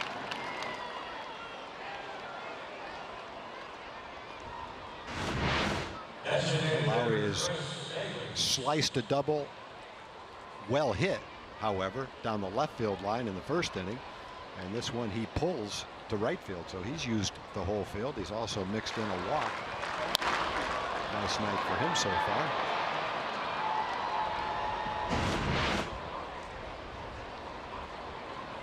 So out there again at second base for Chris Davis, who's 0 for 2. Davis takes ball 1.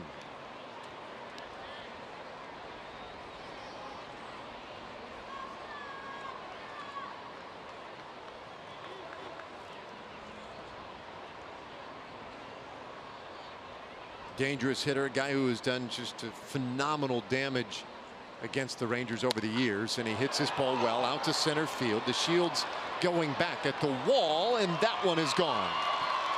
So Davis with a 2-run homer for Oakland. They're on the board, and it's a 6-2 game. Davis had a pitch his last time up that he hit sky high to center field, just got underneath it. And that time he got underneath it, but still got underneath it well enough to hit it 420 feet. That one caught the middle of the plate. That's one thing we were mentioning, that Bartolo has done a nice job today for the most part staying on the edges of the strike zone. That one, however, caught the middle of the strike zone, and one of the best power hitters in baseball launched it. In fact, since the start of 2016, he has 100 home runs. That's the most in Major League Baseball. Giancarlo Stanton has 99, unless he's hit another one today. No, he hasn't hit one today. The Yankees in Toronto are 0-0 in the 10th inning. So since the start of 2016, no one in baseball has hit more home runs than Chris Davis. And of those 100, what's the percentage? About 40% of those against us. I mean, it's like, it's crazy what he has done against the Rangers. 2-0 pitch, and Olsen takes wide, 3-0. Southwest Airline bullpen live look. Matt Bush getting ready out there. Yeah, Bart is at 95 pitches right now. And I'm sure that Jeff Bannister will do everything he can possibly do to get him through the 5 innings. Has 2 outs here, just needs 1 more. And Olsen lifts this high in the air out to right field. Mazzara going back, might have room. Whoa. He does. And the inning is over. Cologne gets through 5. It's quite a look. He's got a 4-run lead. Halfway to the house tonight.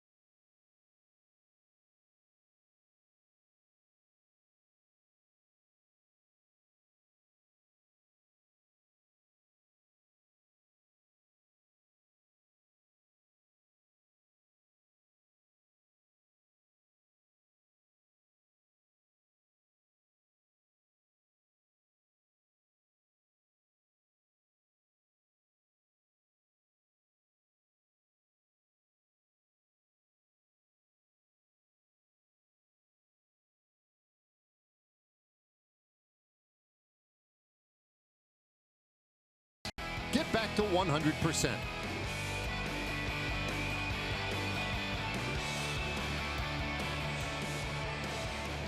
(6-2) Rangers lead.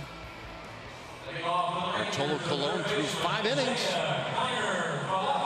feeling pretty good. We'll see if they ask him to go any further tonight, or if he can't go any further tonight. Well, looks of things, he may be done. Heading in to find the AC. Yeah, he's thanking everybody. So good job, and now it's up to the Rangers to hold on to this one for him. See if they can add to the lead here. Kiner Falefa to start things off against Danny Coulombe.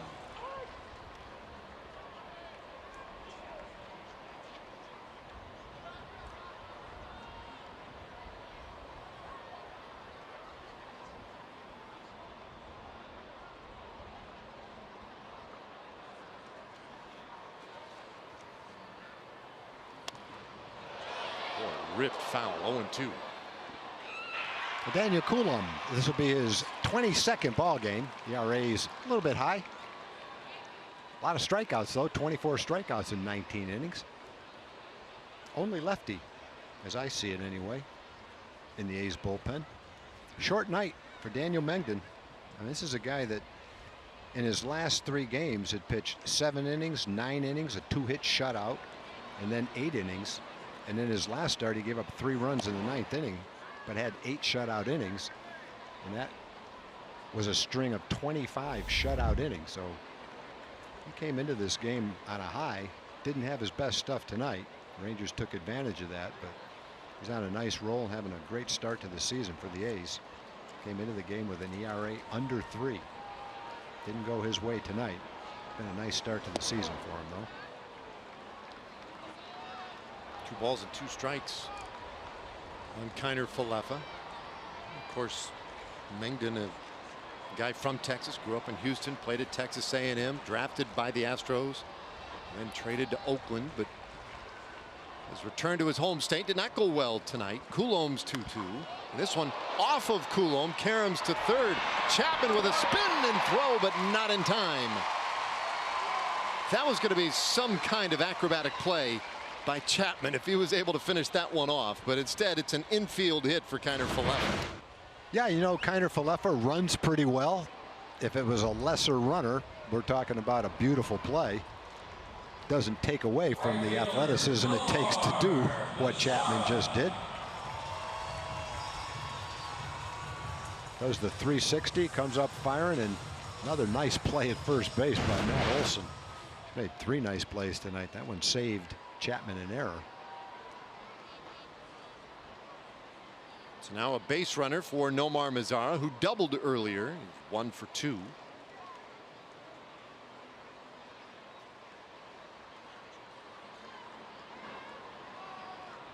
Coulomb with a long set.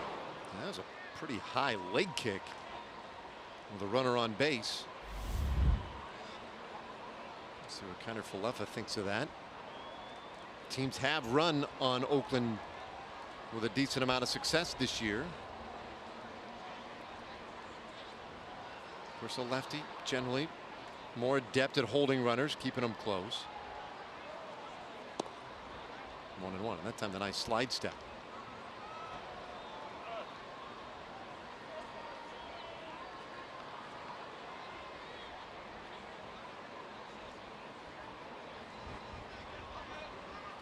Four home runs tonight for the Rangers after a season high 5 home runs yesterday.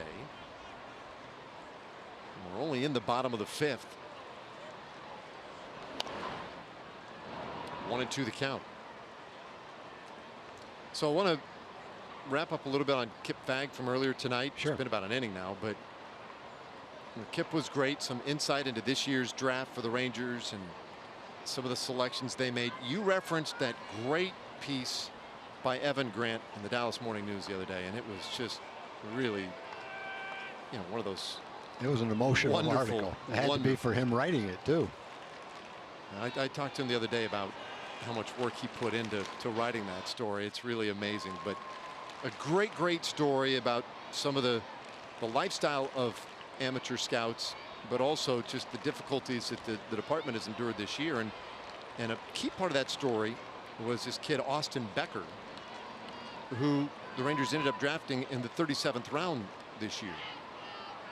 And he's not likely to sign, but they did it really as an homage to their scout Coryell, who passed away earlier this year. And Evan Grant wrote another great piece on this part of the draft as well. So I guess I just throw it out there for folks if you're looking to learn a little bit more about all the backstories on some of this stuff. It's really fascinating reading, and Evan's been doing an excellent job in the Morning News with that. So just check it out online or go get a newspaper, and I think you'll find it well worth your while to read it. And I mean, all the guys have just done a terrific job covering the stuff. It's hard for us.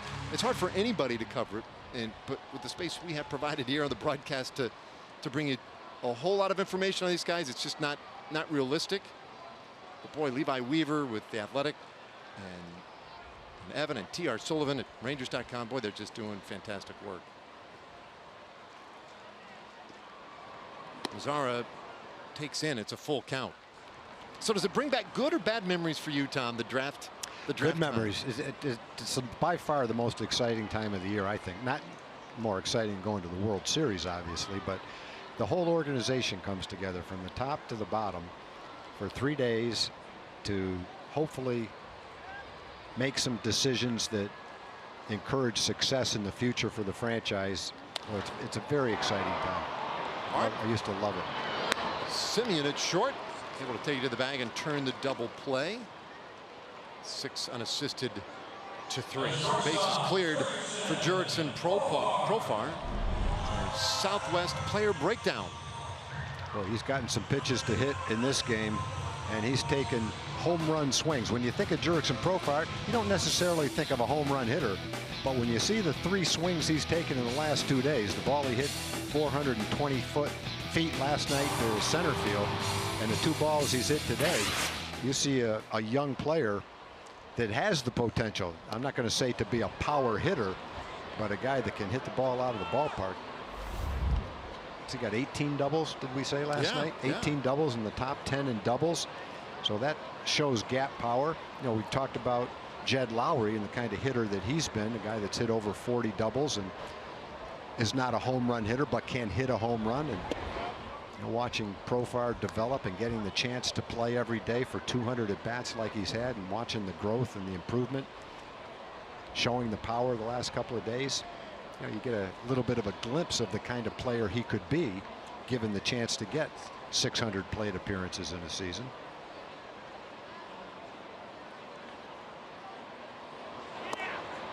One and two the count on Profar. So we saw a moment ago Bartolo heading in to the clubhouse, and Matt Bush and loosening out there for a little while, so likely to come in and pitch the 6th inning, and who knows, maybe multiple innings. When he's been in lately, it's been for a couple of innings at a time, 2, 3 innings sometimes.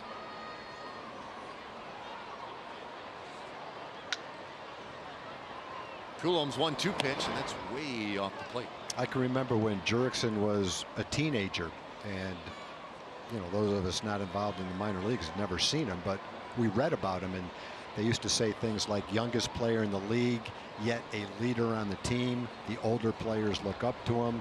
Baseball instincts, talent to be a frontline shortstop in the big leagues. All those things that were said about him, and it hasn't happened. And we've gone through all the reasons why, whether it's been injuries, having to play different positions. But now that he's had a chance to play shortstop for 200 at bats, I think he's given an accurate look at the talent that he has, and hasn't been necessarily consistent, and he's not hitting 300, but there's been glimpses of him in every facet of his game that show, given the opportunity again to do it consistently and get the chance year after year, the kind of player he could easily become. 2-2. Foul back our way again. Profar will get another shot. 2 for 2 with 2 home runs. Gets him 6 home runs this year.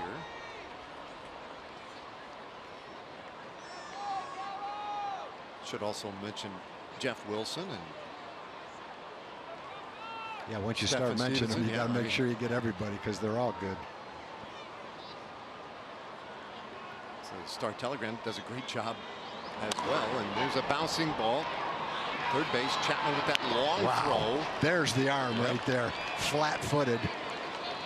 Don't get to see it that often, but when you do, you take notice.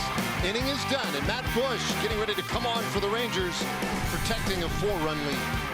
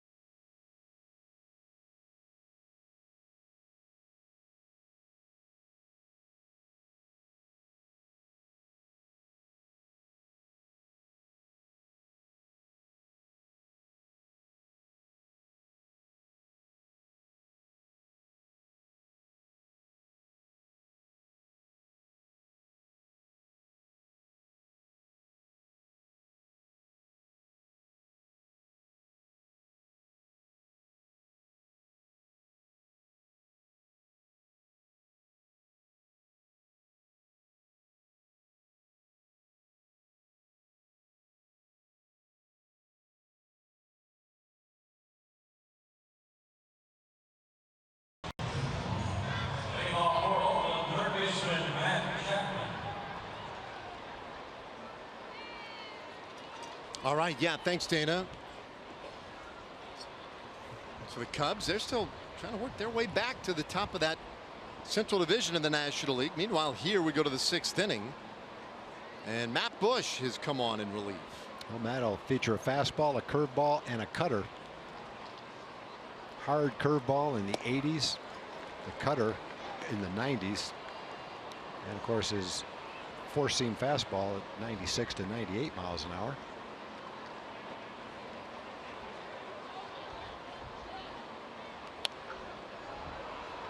Oh, and 2 the count on Chapman.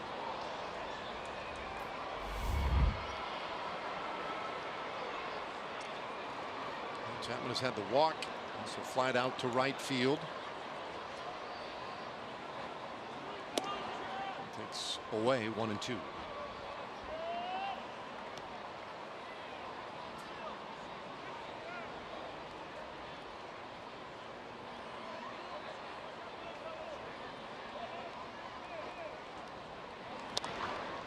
Bouncer at third base. Kiner for left with another good opportunity from the backhand in time to get Chapman 1 away.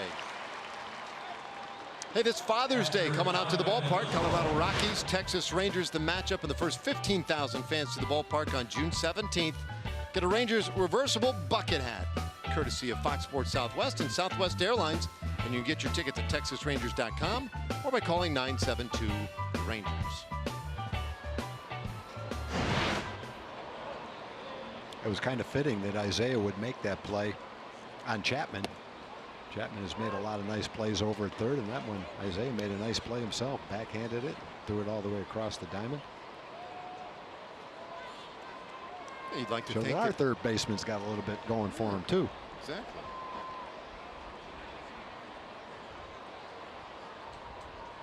Lucroy checks his swing. Did he go? No. 1-1. You'd like to think that as Chapman was on his way back to the dugout, no doubt upset that he didn't get a base hit, at least thought to himself briefly, like, well, I can appreciate a good play by a third baseman. I'm not sure that went through his mind. You know, if it had to be anybody, at least it was a good third sacker.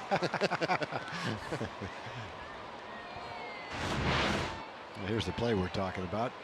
Tricky hop, nice backhanded play, and then over the top all the way across the diamond, strong angle. Nice play.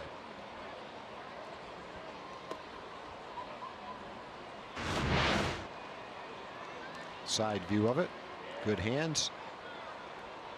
And the accuracy. Really makes it, you know, just look routine. That throw that Chapman made to end the last inning for the Rangers from a similar spot, flat-footed.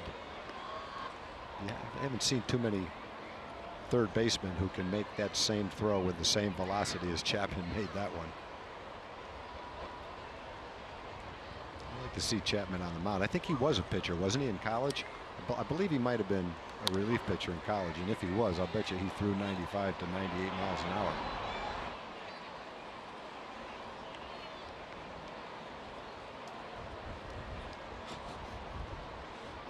If he wasn't, he could have been. Yeah, exactly. You see so many of these guys, of course, they're all the best athletes from their schools, from their little league and travel ball teams and whatnot. They no doubt all pitched and pitched well at various junctures, but I tell you, I don't know. Fly ball out to right field, and Lazara takes care of it. 2 away. I mean, here you look at Matt Bush. He was a great shortstop, the first pick of the draft, not a first-round pick, the 1-1 as we like to call it, as a shortstop of the Padres back in the day. Now he's a pitcher in the big leagues, lo these many years later. Kind of goes, you know, talking to Kip earlier today about how you decide, or who do you weigh your needs. You know, you just take the best there is, because you don't know what's going to happen. I guess. I don't know how else to explain it. I think it can come down to, you'd rather have, let's say you rank a player by a number, 20 from 80, 20 to 80. You would rather have 2 shortstops that grade out at 60 as opposed to 1 shortstop who grades out at a 60 and a pitcher who grades out at a 45 or a 50. I think you're looking for talent, and if you get too many at one position, there's always ways to work around that. You can never have too many pitchers, so it doesn't apply to a pitcher, but to a position player, a shortstop, there's other infield positions you can play. There are trades to be made in a pennant race, and the Rangers have been involved in those when they were fighting to go to the postseason and get to the World Series, where it's nice to have that currency of young players to be able to trade for a key component. So I think if you look at it that way, the most talent, regardless of position, makes a lot of sense. High fly ball out to right field, and that one off the top of the fence. Mazara bare hands it. Gets it back in quickly to keep Canna to a base hit. That's a pretty nice little throw back to second. I believe Canna would have made it if he tried to go to second. Yeah, that's about as calmly as you can play a ball off the wall and hold a guy to a single. Nomar just goes back, catches it with his bare hand, and I would say that's a pretty good throw as far as accuracy goes. Right in the bag.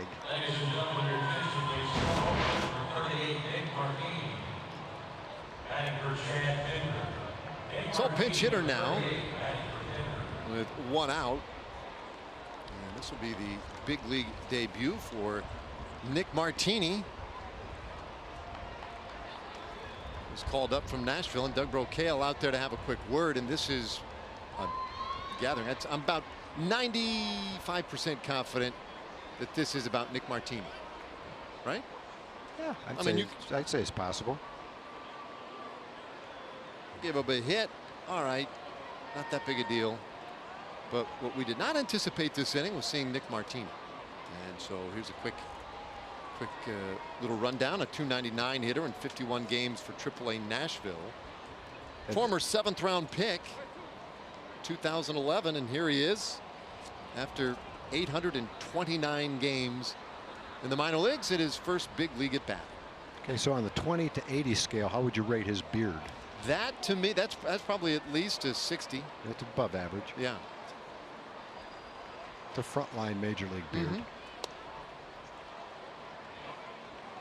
You know, this game has the feel that it's like 10-1 because of the way the Rangers have scored with the bombs they've hit.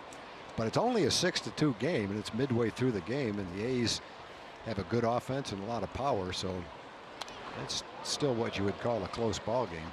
Doesn't feel like it because of the home runs the Rangers have pounded, but the A's are still hanging right in there.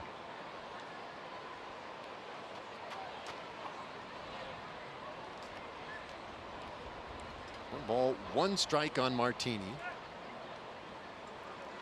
He'd been with the Cardinals organization, just joined the A's on a minor league deal this offseason. And bounces this one to first base. What a reaching grab by Guzman. He gives it to Bush, covering the base. And the inning is over. How many first basemen can reach that high? Man. 6'5", but he plays 6'8" with a reach. Rangers lead by 4.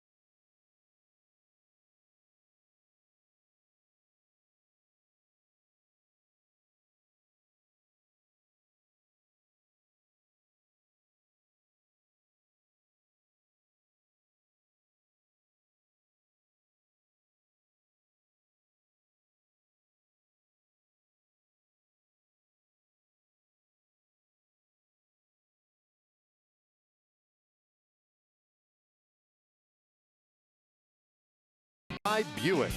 Visit your local Buick dealer. And by LG OLED TV with AI Thin Cube.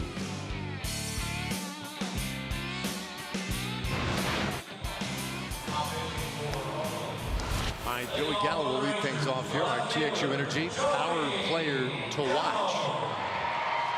Gallo with 8 home runs in excess of 110 miles per hour off the bat. That is most in Major League Baseball. When he hits him, you know it. And he is up there to lead off this 6th inning. And he'll do it against a new pitcher, Liam Hendricks. So Coulomb pitched a scoreless 5th inning, and now Hendricks is on as their starter. Daniel Megden can go just 4 innings today.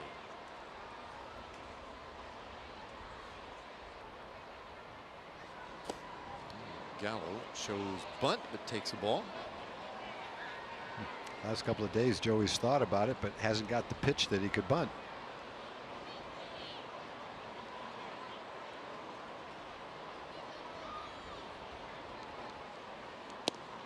This time was thinking about swinging, but lays off a good fastball for a strike. 1-1 the count.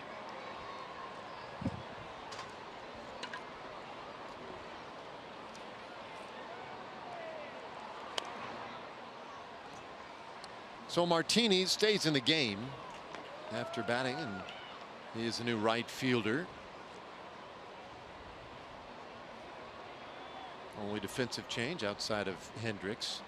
Gallo, Odor, and Robinson Chirinos in this 6th inning. Now the left side of the infield wide open for Joey, as they had that big shift on. Very high. 2-2.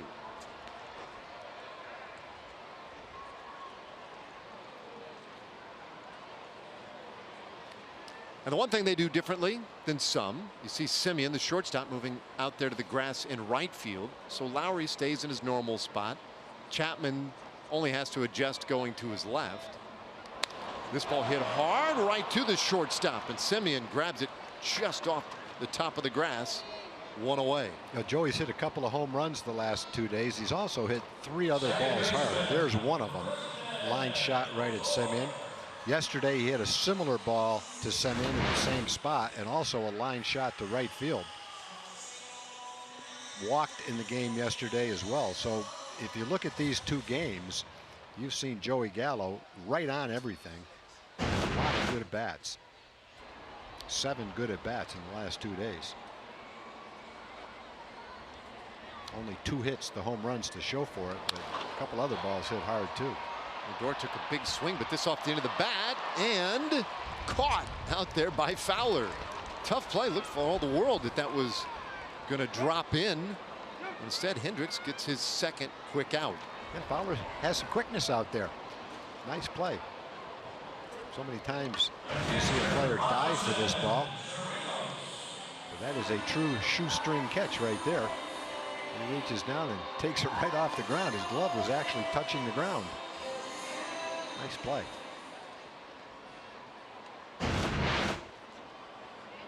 So with 2 gone, here's Robinson Chirinos. Couple of walks tonight, and he has scored a run.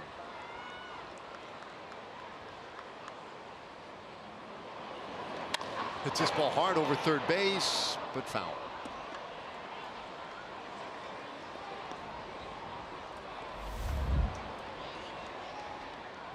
Rangers got 3 runs in the 1st, another in the 3rd inning, 2 runs here in the 4th.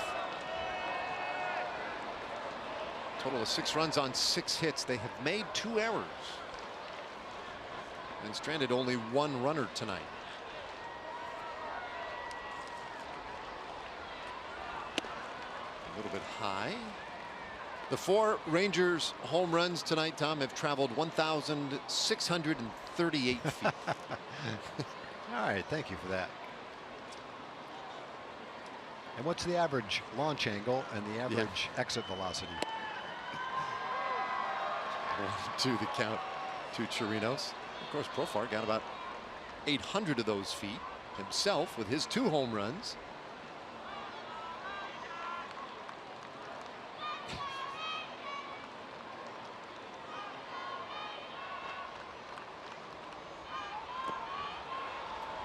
Swing and a miss by Chirinos. Lucroy will throw him out, and that completes a 1-2-3. Bottom of the 6th for Liam Hendricks. Needed just 10 pitches to get it done, and we head to the 7th.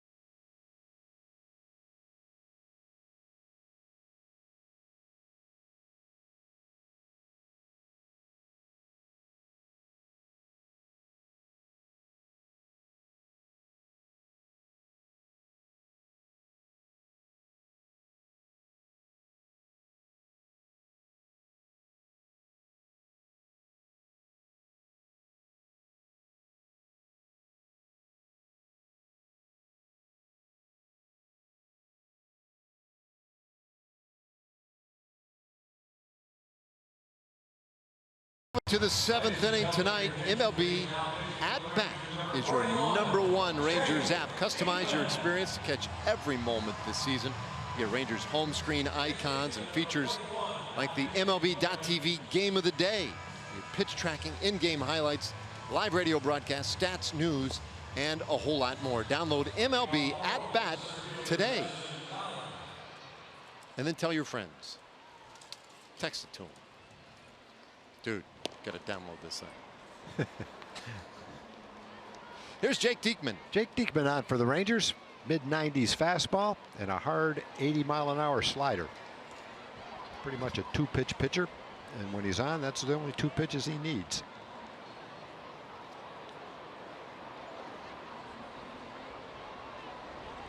I think it's the top of the order. Left-handed hitting Dustin Fowler. 1 for 3 so far tonight, and he takes strike 1.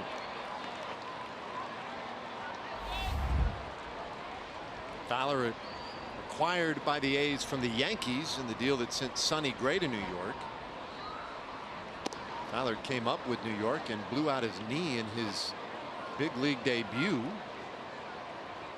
As Tom pointed out a little earlier, a guy with a little speed out there in center field, covers some ground for you defensively. And the A's have made pretty decent use of him so far this year. A little fly ball to center, and he is quickly retired here in the 7th, which gives us time for a word from our friends at Southwest Kia. $250 down, $250 a month or less on select new Kias in stock, only at southwestkia.com. All right, 1 out for Jake Diekman. Lefty out of Wymore, Nebraska, and he dumps one in there to Marcus Semien for a strike. Let's see what the A's have done today up and down the lineup. Lowry and Mark Canha have done the better part of the damage, although what you can't see sometimes in that limited look at the box score are the home runs. Chris Davis with the 2-run homer in the 5th inning has given them all of their offense. Fouled away. It's 1-2 on Semien. Semien's hit a couple of balls hard. 2 line drives right at Rugi. One bounced, one was caught in the air. One of those 0 for 3s that a little bit better than what the box score would show anyway. Wouldn't feel any better the hitter necessarily. 0 for 3 is 0 for 3. You say that, but I mean, there had to be nights, right, as a player where you'd go back to your hotel. Yeah, I was 0 for 3. But man, tomorrow I feel like I could go 4 for 3. Yeah, you know, your mind works in strange ways. You can also go back and say, You know, how many times am I going to hit 3 balls hard in one game?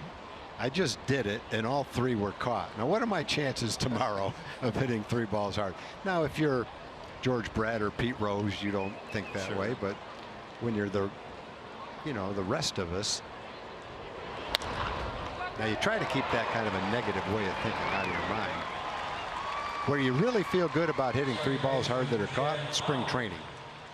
Because then you say to yourself, I don't want to waste any hits in spring training, but I feel great hitting the ball. In the season, you'd rather get jammed and break 3 bats to get a couple of hits than hit the ball hard. So conversely, then in spring training, you definitely didn't want those little bleeders and loops. No, they didn't feel good. You knew you didn't hit the ball well, and you didn't want to waste any hits in spring training that way. No, that felt. If you got jammed and hit a blooper for a base hit, felt terrible. Felt the same way it would have felt if the guy caught it. Jake Diekman looking good. Whoa, look at that. Nice play. pick at first by Guzman. Bails out Jurickson Profar and finishes a very efficient top of the 7th inning. Just 10 pitches needed for Jake Diekman. Condor can play some first base, whether it's stretching, reaching, or showing some hands. Watch him pick that ball. That's not as easy as he made it look. That's not a short hop. That's a big hop. Beautiful play.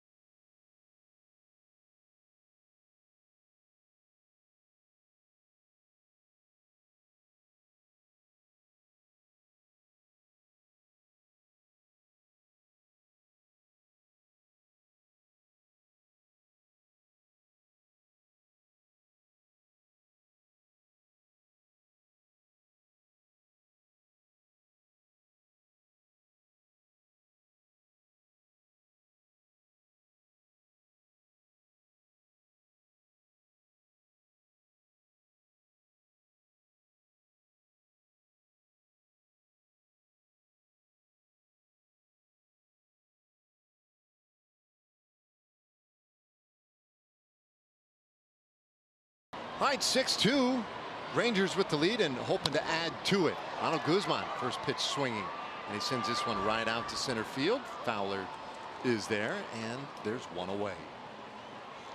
All right, time for a Chevy game break. Let's send it back once again to Dana Larson.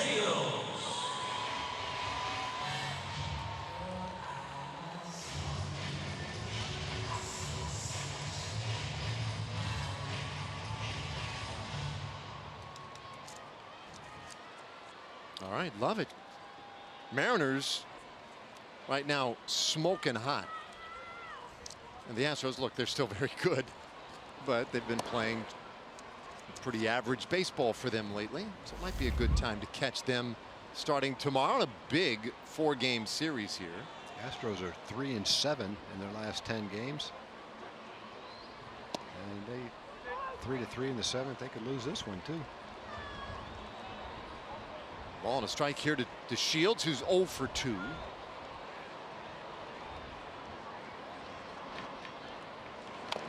Grounded out a couple of times to third base.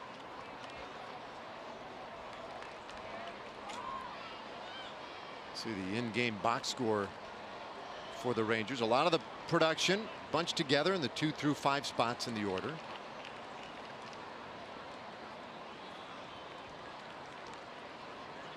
Yesterday, Delano, when he made that catch in the 2nd inning, went crashing into the wall. He it's almost like a Charlie Brown scene where like the hat came off and just kind of exploded at the wall. And that shock of hair on top of his head.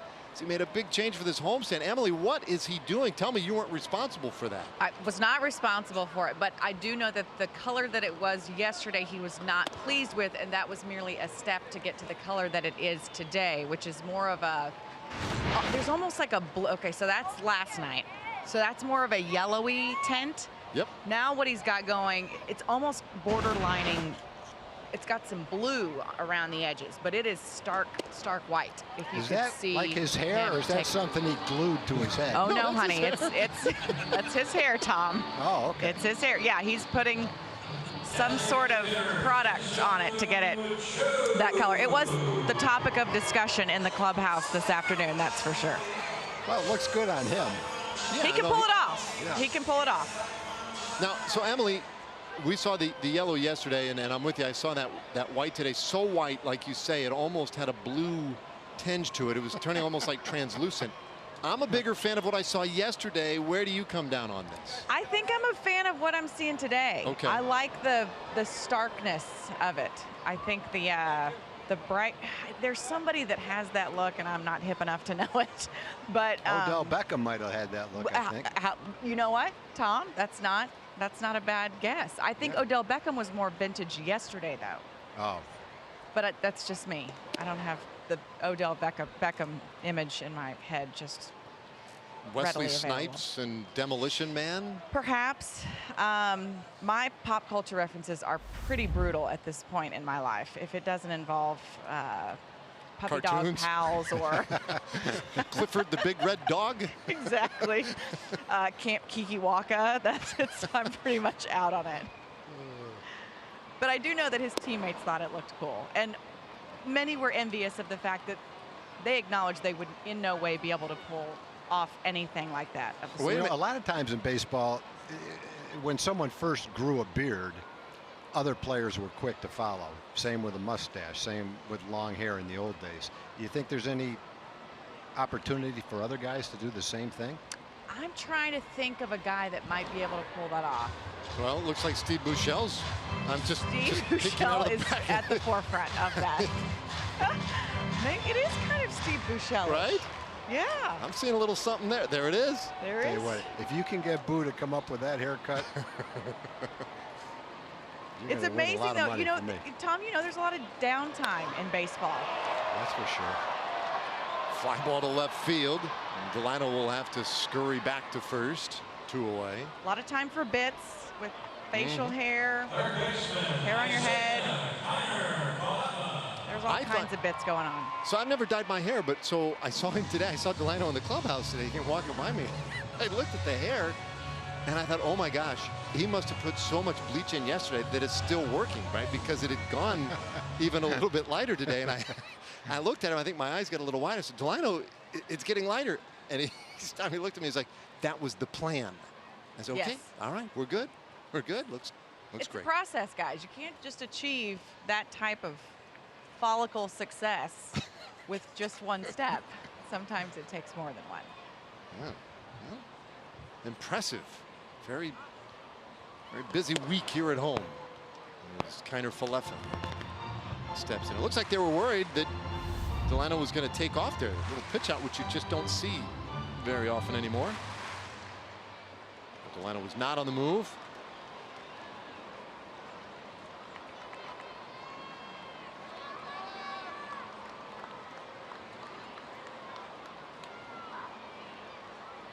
Hendricks 1-0, and it's on the inside corner for a strike.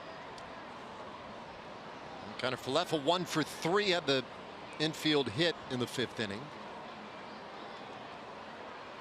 His other 2 have been on the ground on the infield.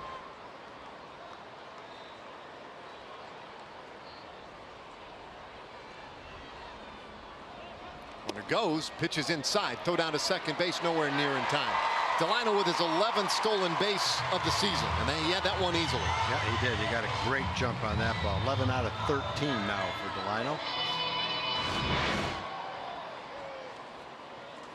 And Delano is been in a little bit of a slump, which has kept his stolen base opportunities down. I'm sure in that situation he couldn't wait to get a jump and go. He was gone after that jump. I don't think there's anything Lucroy could possibly have done to have any chance to keep him from stealing that base.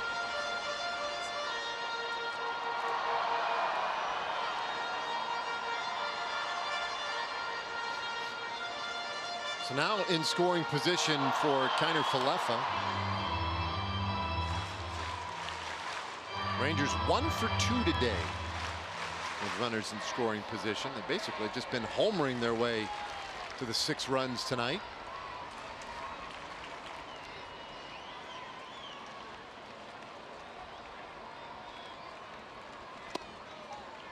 A little bit in, 3-1. All right, so Jose Leclerc now getting ready out there as if he would pitch the 8th inning. Great job by Diekman in the 7th, Matt Bush in the 6th. Boy, the Shields off and running. The pitch high, throw down to third, not in time. So another stolen base, and Delino now just 90 feet away.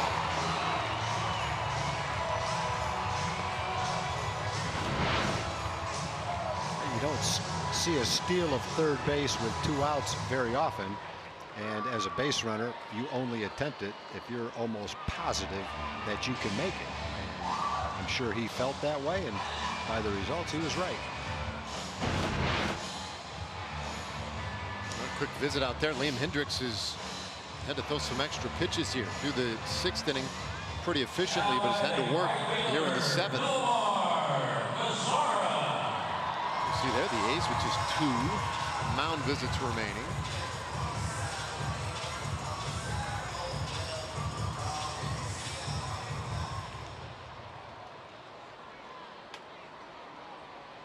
Gives Kiner Falefa, or rather Mazara now a moment to step in. Ball 4 to Kiner Falefa.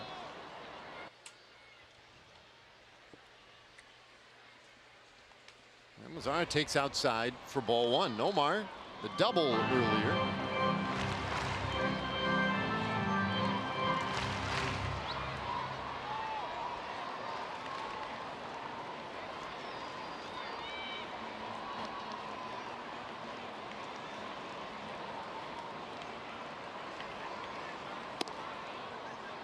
Two and up.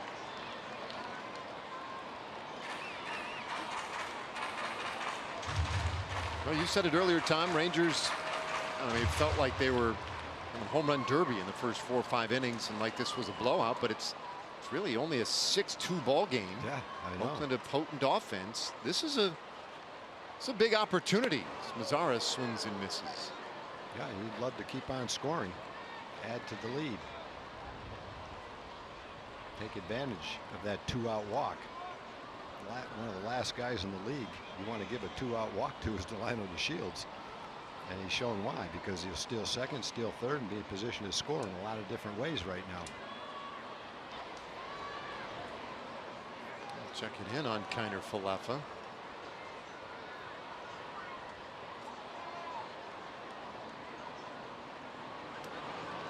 I want to make sure that he doesn't find his way into scoring position. Infield pretty much straight away on Mazara. Much more conventional anyway. The count now 3-1. This would qualify as no shift anyway. Chapman and Simeon shaded just a little bit on the left side.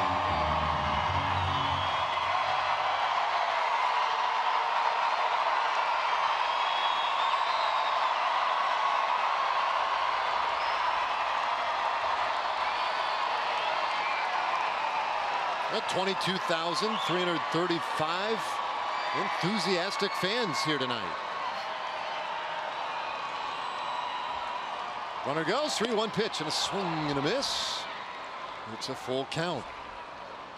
Kiner Falefa with a steal of second base.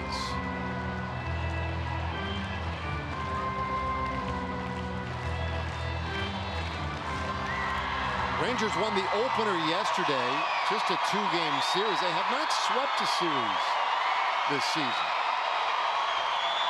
Well, in a great spot here tonight. Zara takes high. That's ball 4. They are loaded up. And Hendricks might be running out of gas. Here comes Bob Melvin, who signals to the bullpen. Well, they are loaded up. 7th inning. And Ryan Dull, the man coming on for Oakland.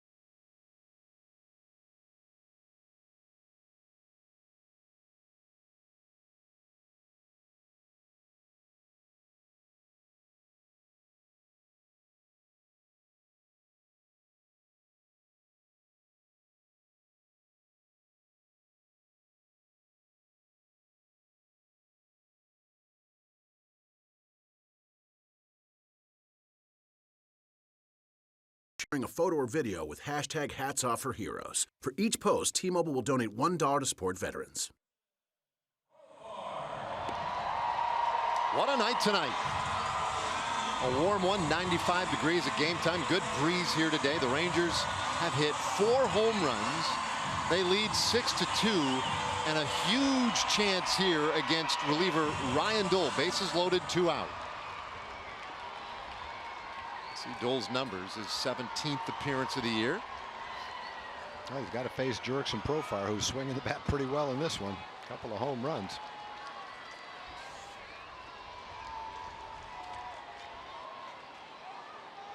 First pitch, and Dole misses very high, ball 1. Sitting here looking at my scorecard, Dave, and I think I said that Delano had a 2-out walk. It was not a 2-out walk, it was a 1-out walk. Probably in the middle of my mindless drivel about hair last inning. I kind of lost track of what was going on in my scorecard. Yeah, the hair can throw all of us off a little bit. It's understandable. 1-1 the count. So here is Delano to Shields, now at third base after a couple of steals. Chu, or rather Kenner Falefa, stole second base after his walk, and there's Nomar Mazara, who also walked. Well, if there's ever an inning where you want to take advantage of an opportunity, this is it right here. Profar lifts it back of short. Out goes Simeon, and he can't quite get it. 1 run is in. Kiner Falefa scores. They'll stop Mazara at third. A 2-run bloop by Profar, and the Rangers tack on 2 big insurance runs.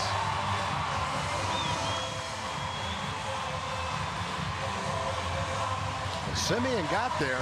It was questionable whether he'd be able to get back quickly enough to reach that little blooper.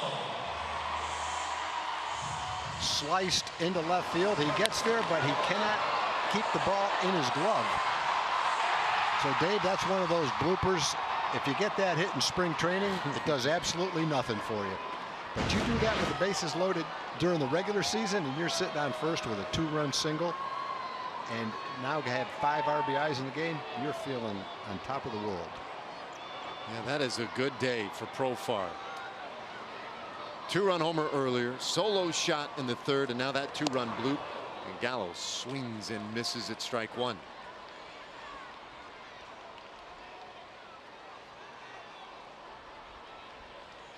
Gallo had a Ruthian clout back in the first inning. It's one of those examples of taking advantage of your opportunity. You look at the inning from the A's standpoint and you say the only hit in that inning was a little blooper that went off the shortstop's glove. But preceding that were walks that gave him the opportunity to knock in those runs.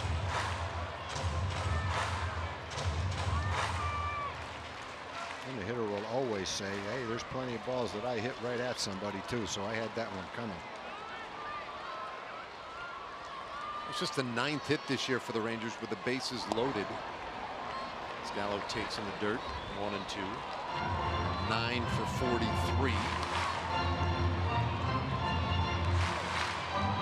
So Profar with 5 RBIs. Second time this year we've seen a Ranger drive in 5 runs in a game. Nomar Mazara did it against the Red Sox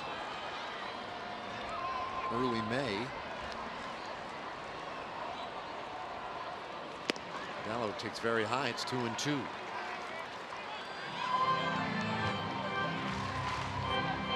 The A's are a team that don't walk a lot of batters, especially Daniel Mengden. But that has not been the case in this game. A lot of walks. Daniel walked 3 in 4 innings. That's almost unheard of for him. He was walking less than 1 batter per 9 innings coming into the game. Full count. You know, Gallo has the great power, and this Saturday the first 15,000 fans to the ballpark are going to get a Joey Gallo tape measure bobblehead courtesy of Dairy Max. Be there as the Astros and Rangers get together once again, a 6:15 game. And you can get this one-of-a-kind bobblehead. Your tickets are available at TexasRangers.com. 3-2, and Gallo will see another one.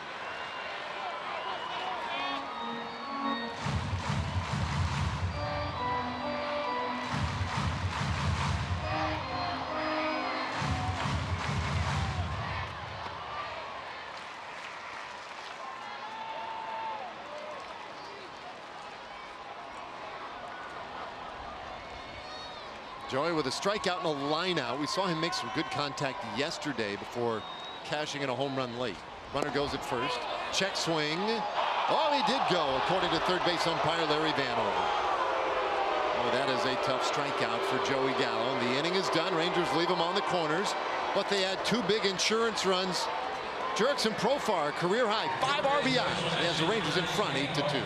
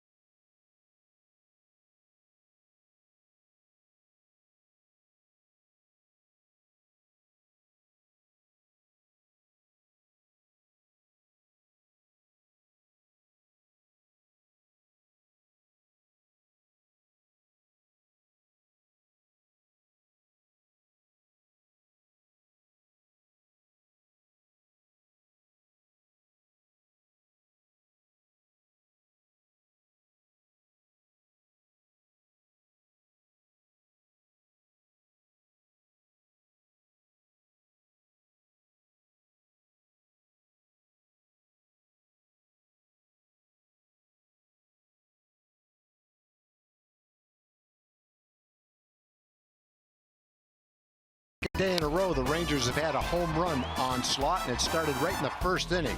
Jurickson Profar, a 2-run, 2-out homer. Joey Gallo followed with an upper deck tape measure shot. Go to the next to the third inning. Jurickson Profar, his second one into the seats in right field. And then the 4th home run of the game came in the 4th inning.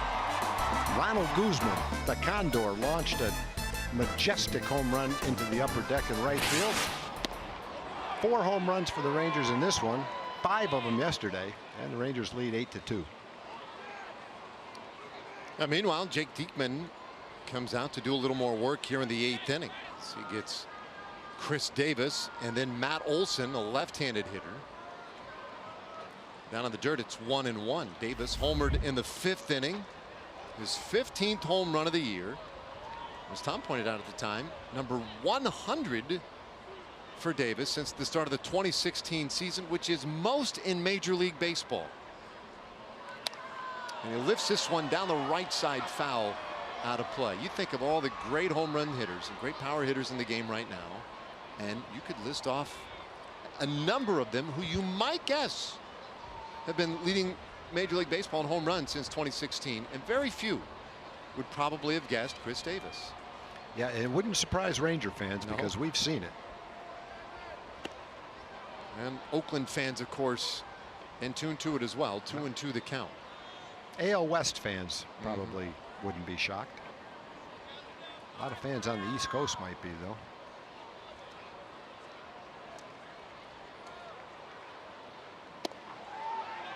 Good looking pitch, just missed.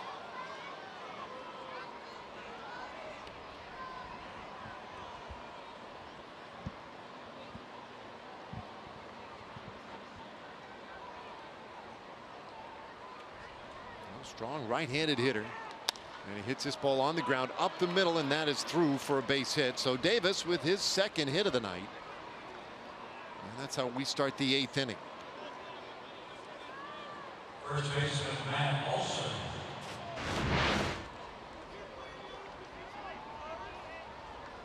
A good look at that base hit up the middle. Had a pretty good hole to shoot for. He's not really shooting for a base hit up the middle, though. That's just what happened that time. Shooting for something that goes up in the air and out of the ballpark.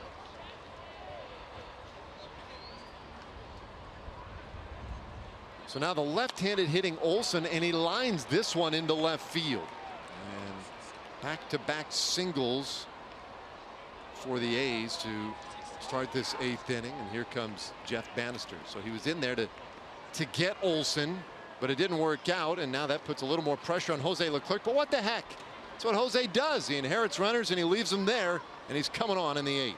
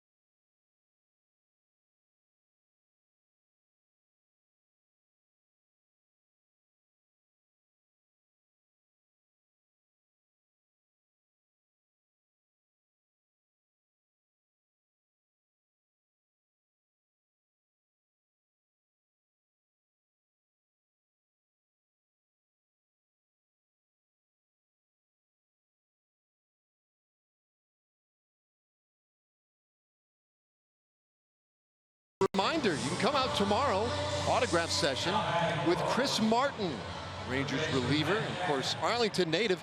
He'll be at the Whataburger at 125 Sycamore School Road in Fort Worth, and it starts at 10:30 in the morning. Now while you're there, sign up to be the Whataburger What a Fan, and you can win tickets to an upcoming Rangers game as well as Whataburger for a year. Go to texasrangers.com/appearances for more information. Hope to have you out there tomorrow. Meanwhile, here, interesting spot. Jose Leclerc has come on again. You cannot bring him in a game. I believe it's a rule unless there's a minimum of 2 runners on base. And That's the situation here. Davis at second, Olsen at first. Well, Banny used him that way last night, just a short outing, and he got out of that kind of an inning. And today he was talking about Leclerc, and he said that's one of the reasons he left him in for a short period of time last night, so that he could use him again today if he had to. And here we are in a similar situation, couple of men on. Jose's coming in to try to do what he's been doing well all season long. Well, that graphic told you exactly why. Best in the business at coming in these tight spots and leaving those runners on base. Now he gets the 6, 7, and 8 hitters in the A's order. Ostensibly, you'd say to yourself, well, okay, that's better than getting 2, 3, and 4. But this is a tough lineup, top to bottom. Some guys with some thunder in their bats, and Matt Chapman one of them. But he takes strike 2. He's walked today, flied out to right, grounded out to third base.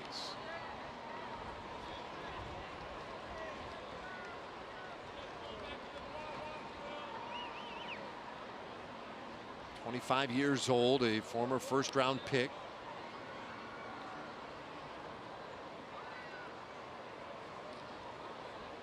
And Leclerc gets him to foul that one back, stays 1-2.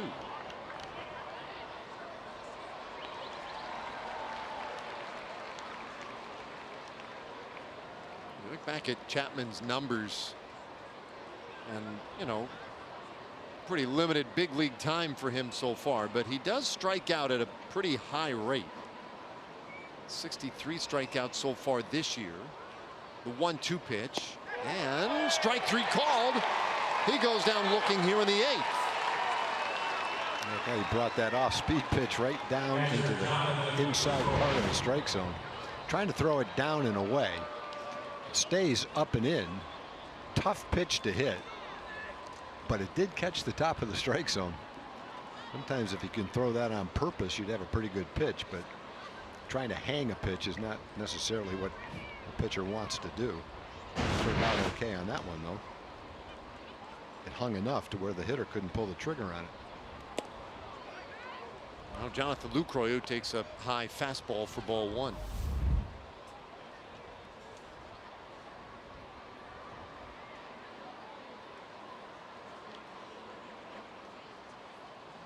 Lucroy with an infield hit today, 1 for 3. And that one on the corner, 1-1 the count. So the former Ranger used to catch Leclerc. Now facing him for just the 2nd time in his career. Last time they squared off, Leclerc walked him.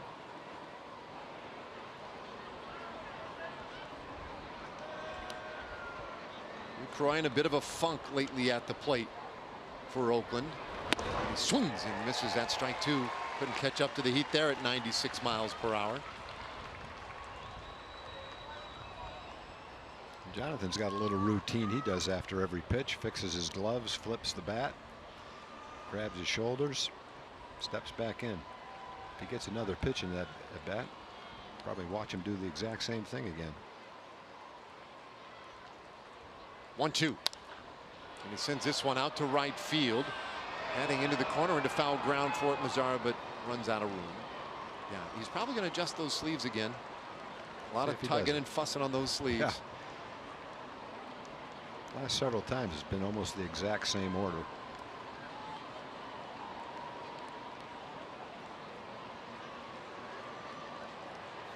Doesn't have time to do the batting gloves.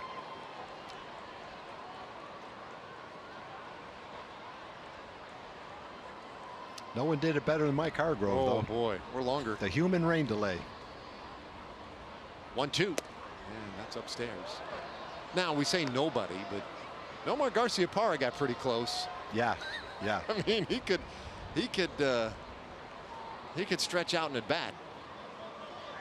Well, Jonathan doesn't do the batting gloves every time. Touches the shoulders pretty frequently, though.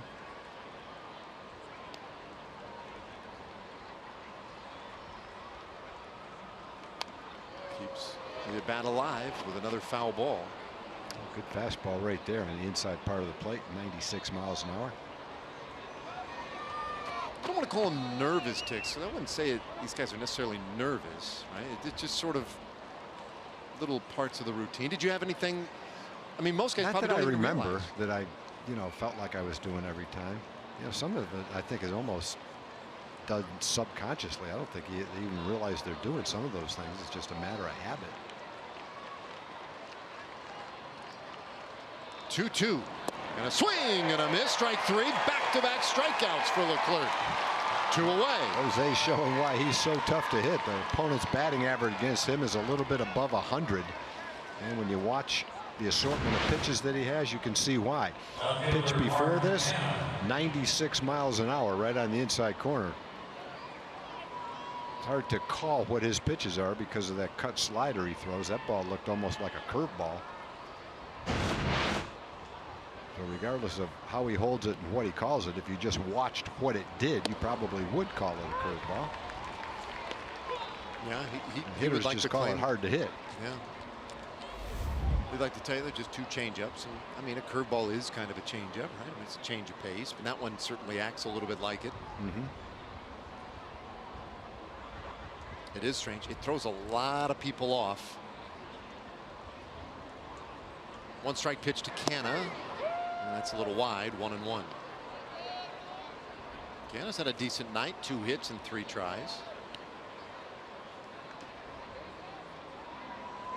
Well, Oakland came into play a game over 500 at 31-30. It's really been a nice start to the season for them. Rangers won the opener yesterday, though, and have the 6-run lead here tonight. Clerk just a little wide again, 2-1.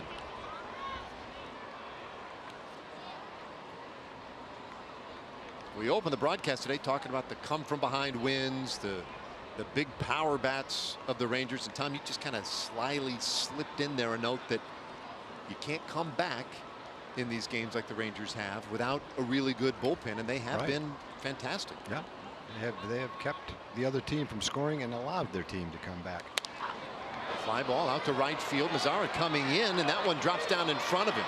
Davis around third. He'll come to the plate. The throw. Got him! What a throw. 4th outfield assist of the season for Nomar Mazara, and he guns down Davis by a step at home plate, inning over.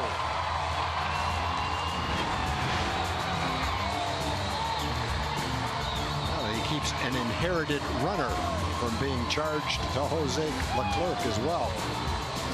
Ooh, you run through a stop sign. Down 8-2. That's not good. Is he out though? Let's see. Well, the A's thinking about challenging it. It looks like Bob Melvin is going to ask for the challenge here. Yep.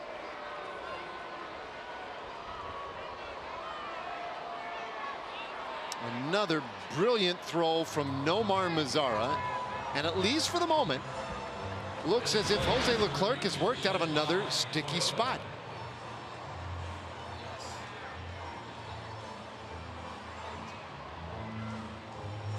Yeah, I guess from that angle the question is his left foot on the base or is it up in the air? It's on the ground there.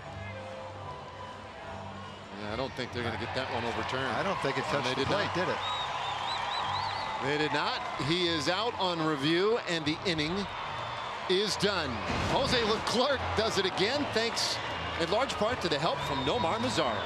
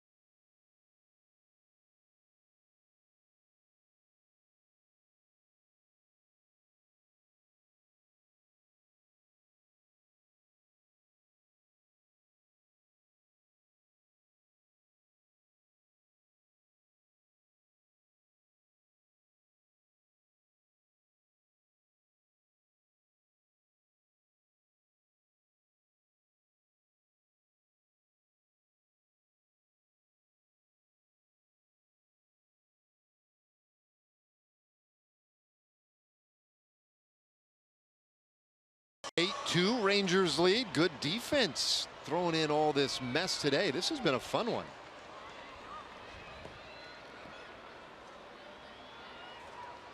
There's been a lot of nice defense tonight. The A's have made a number of nice defensive plays, especially Matt Olson around the bag at first base. Boy, the Rangers have had their share of them too. Odor 0 for 3, leading things off here in the 8th inning. And Ryan Dole deals low.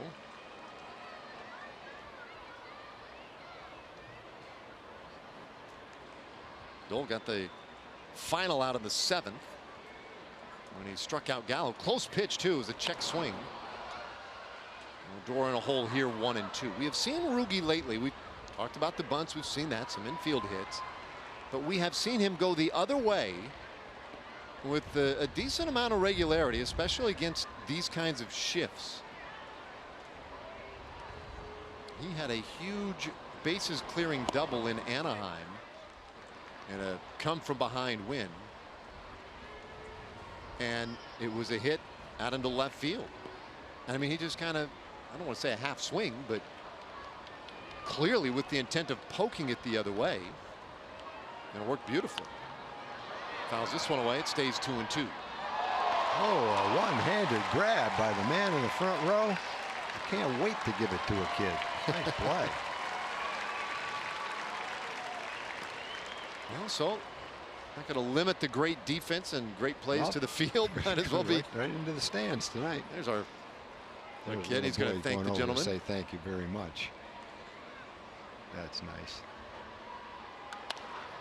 Bouncer to shortstop with the third baseman Chapman will throw out Odor, 1 away. Time for a word from our friends from Kia.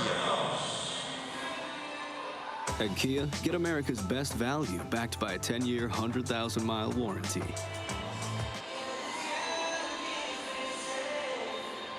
All right, here's Robinson Chirinos.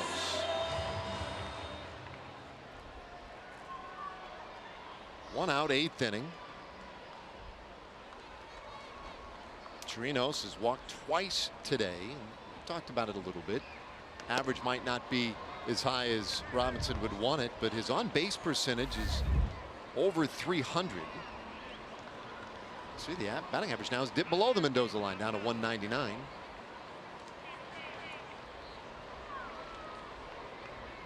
He has some good power to go with a decent on base and does such a nice job behind the plate.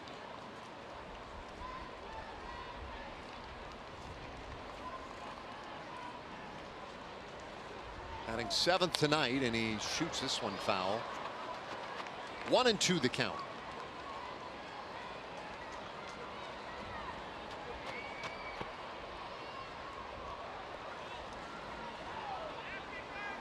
Well, if the Rangers can hold on and win this one tonight, they will have won 9 of their last 15 games. Swinging a high pop-up back our direction.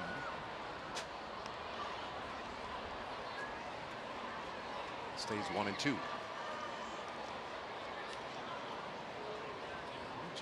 Jeff Spicoli made the play back here. At the ball now. He couldn't find a kid to give it to.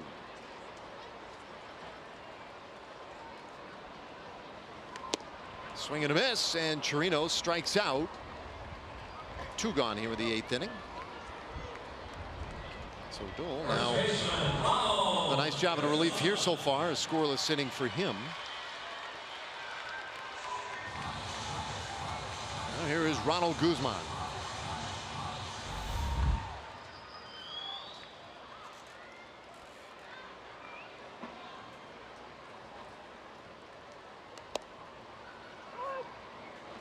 Guzman homered earlier tonight, a big 2-run homer in the 4th inning. He's taken some big swings. Now sitting on 7 homers in this his rookie season. 1 and 1 the count. And it is funny when you see guys get to the big leagues, start to get playing time, and see what sort of numbers they put up. Sometimes they don't fully resemble what they did in the minor leagues. 1-2. Partly because some of them say the pitchers are more predictable.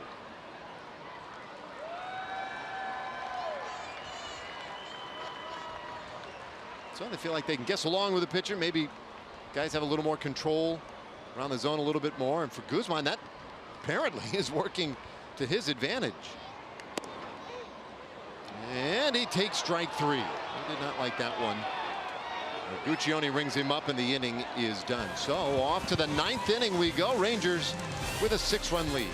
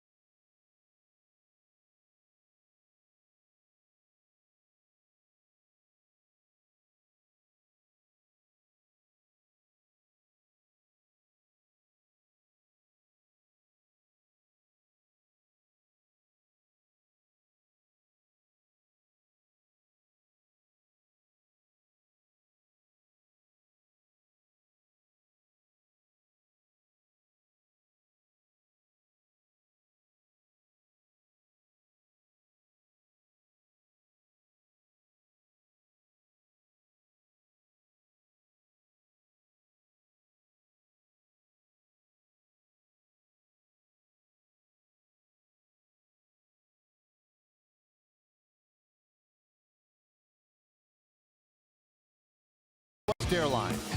Low fares, no hidden fees. That's transparency. And by Ford. Visit your local Texas Ford dealer today. Ford is the best in Texas.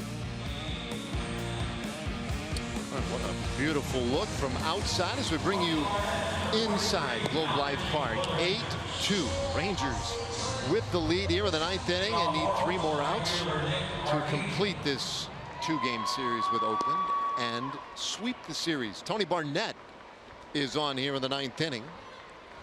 We get the 9th place hitter and then back to the top for Fowler and Simeon.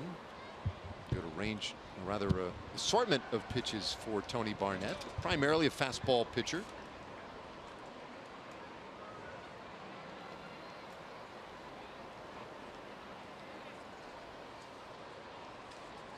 Nick Martini is the 9th place hitter. Martini came in to pitch hit a little bit earlier for Pinder. That was in the 6th inning.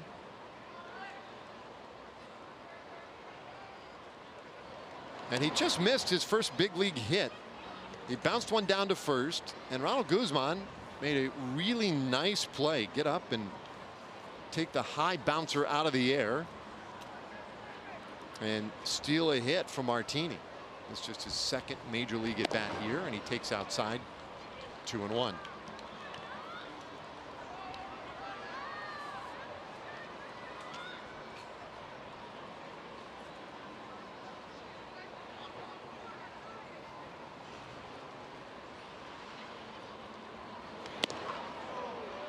That's a strike. 2-2. So here it was back in the 6th. He's been very impressive defensively because of his reach on a play like that, but also his hands and his ability to scoop balls in the dirt to save infielders' errors or catch ground balls that take a bad hop. He's agile for a big guy. He's got the obvious reach. You could anticipate that just looking at him. But he's also got a nice soft set of hands and a strong, accurate arm too. He's got all the qualities to be an outstanding defensive player. 3-2. This one in the air to left field. Gallo ranges over. 1 away.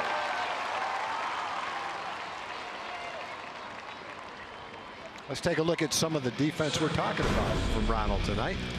He's had some opportunities to make some nice plays. There's the hands on a tough hop. That's not an easy play to make. There's the reach going far to his right. And there's the scoop of a very tough short hop to make. It looks easy when you see a big league player make that play or when you watch it in slow motion. But to be able to gauge how much that ball is going to hop and have your glove right in the right place, not easy. 1-0 pitch, and that one blasted Even through the in Condor right couldn't catch that one. Nope. That one right past him for a hit for Dustin Fowler. So a new series tomorrow. We take a look at our Ford pitching probables. And Garrett Cole, the new face in that Astros rotation. How about that? A 4-0 record, 2.89 ERA his last 7. But Cole Hamels been red hot for the Rangers as well. Great pitching matchup tomorrow. Our pregame coverage begins at 6:30. Yeah, if you're looking at that Astros series and you say, I want to see a pitching matchup, I would pick that one. Cole has been throwing the ball, I would think, in the last 7 starts probably as well as he has at any time as a Ranger. I think Garrett Cole's been terrific all season long. The Rangers have seen him at his best earlier in the season.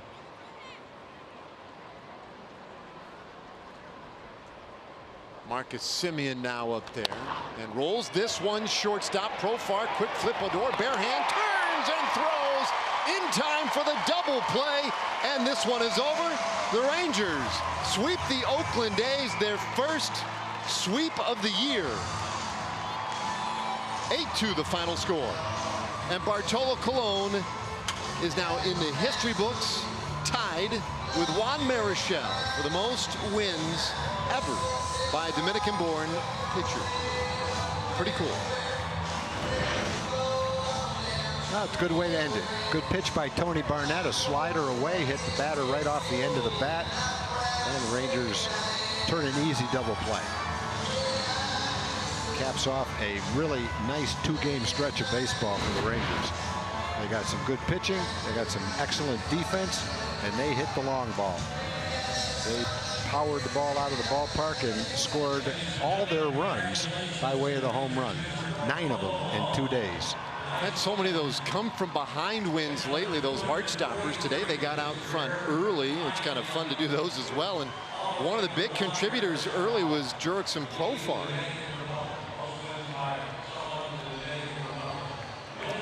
Yeah, Jurickson had a career game early in the game, first inning. It's a 2-run homer to right field. 3rd inning, he hits another one.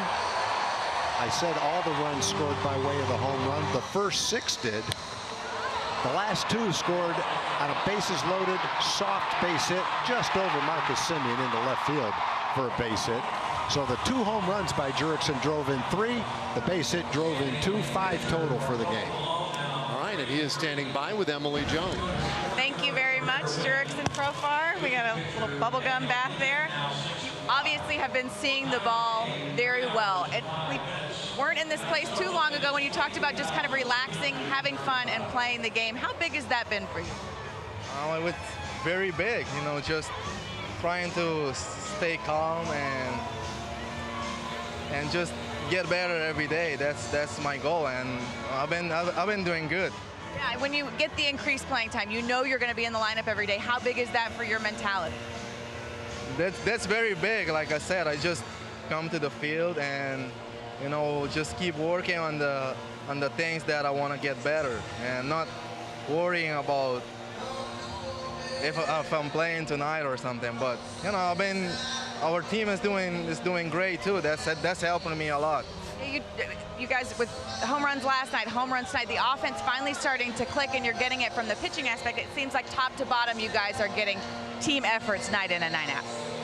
Since the beginning of the season, we were doing pretty good at getting runners on base, but we weren't getting them in. But we're starting to do that, so that's why we're doing a lot better. Are the home runs contagious? It seems like they are. Yes. Hopefully we keep doing it. Jurickson, thanks so much. We appreciate the time, guys. We'll send it back up to you.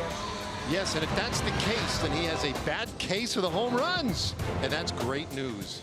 So profile of the Rangers, 8-2 win. Dana Larson, Mark McLemore, and David Murphy back in the studio, ready to break it all down for you tonight. For Tom Grieve, Emily Jones, and our entire crew, I'm Dave Raymond, inviting you to stay with us. More coverage of this Rangers sweep of the A's right after this.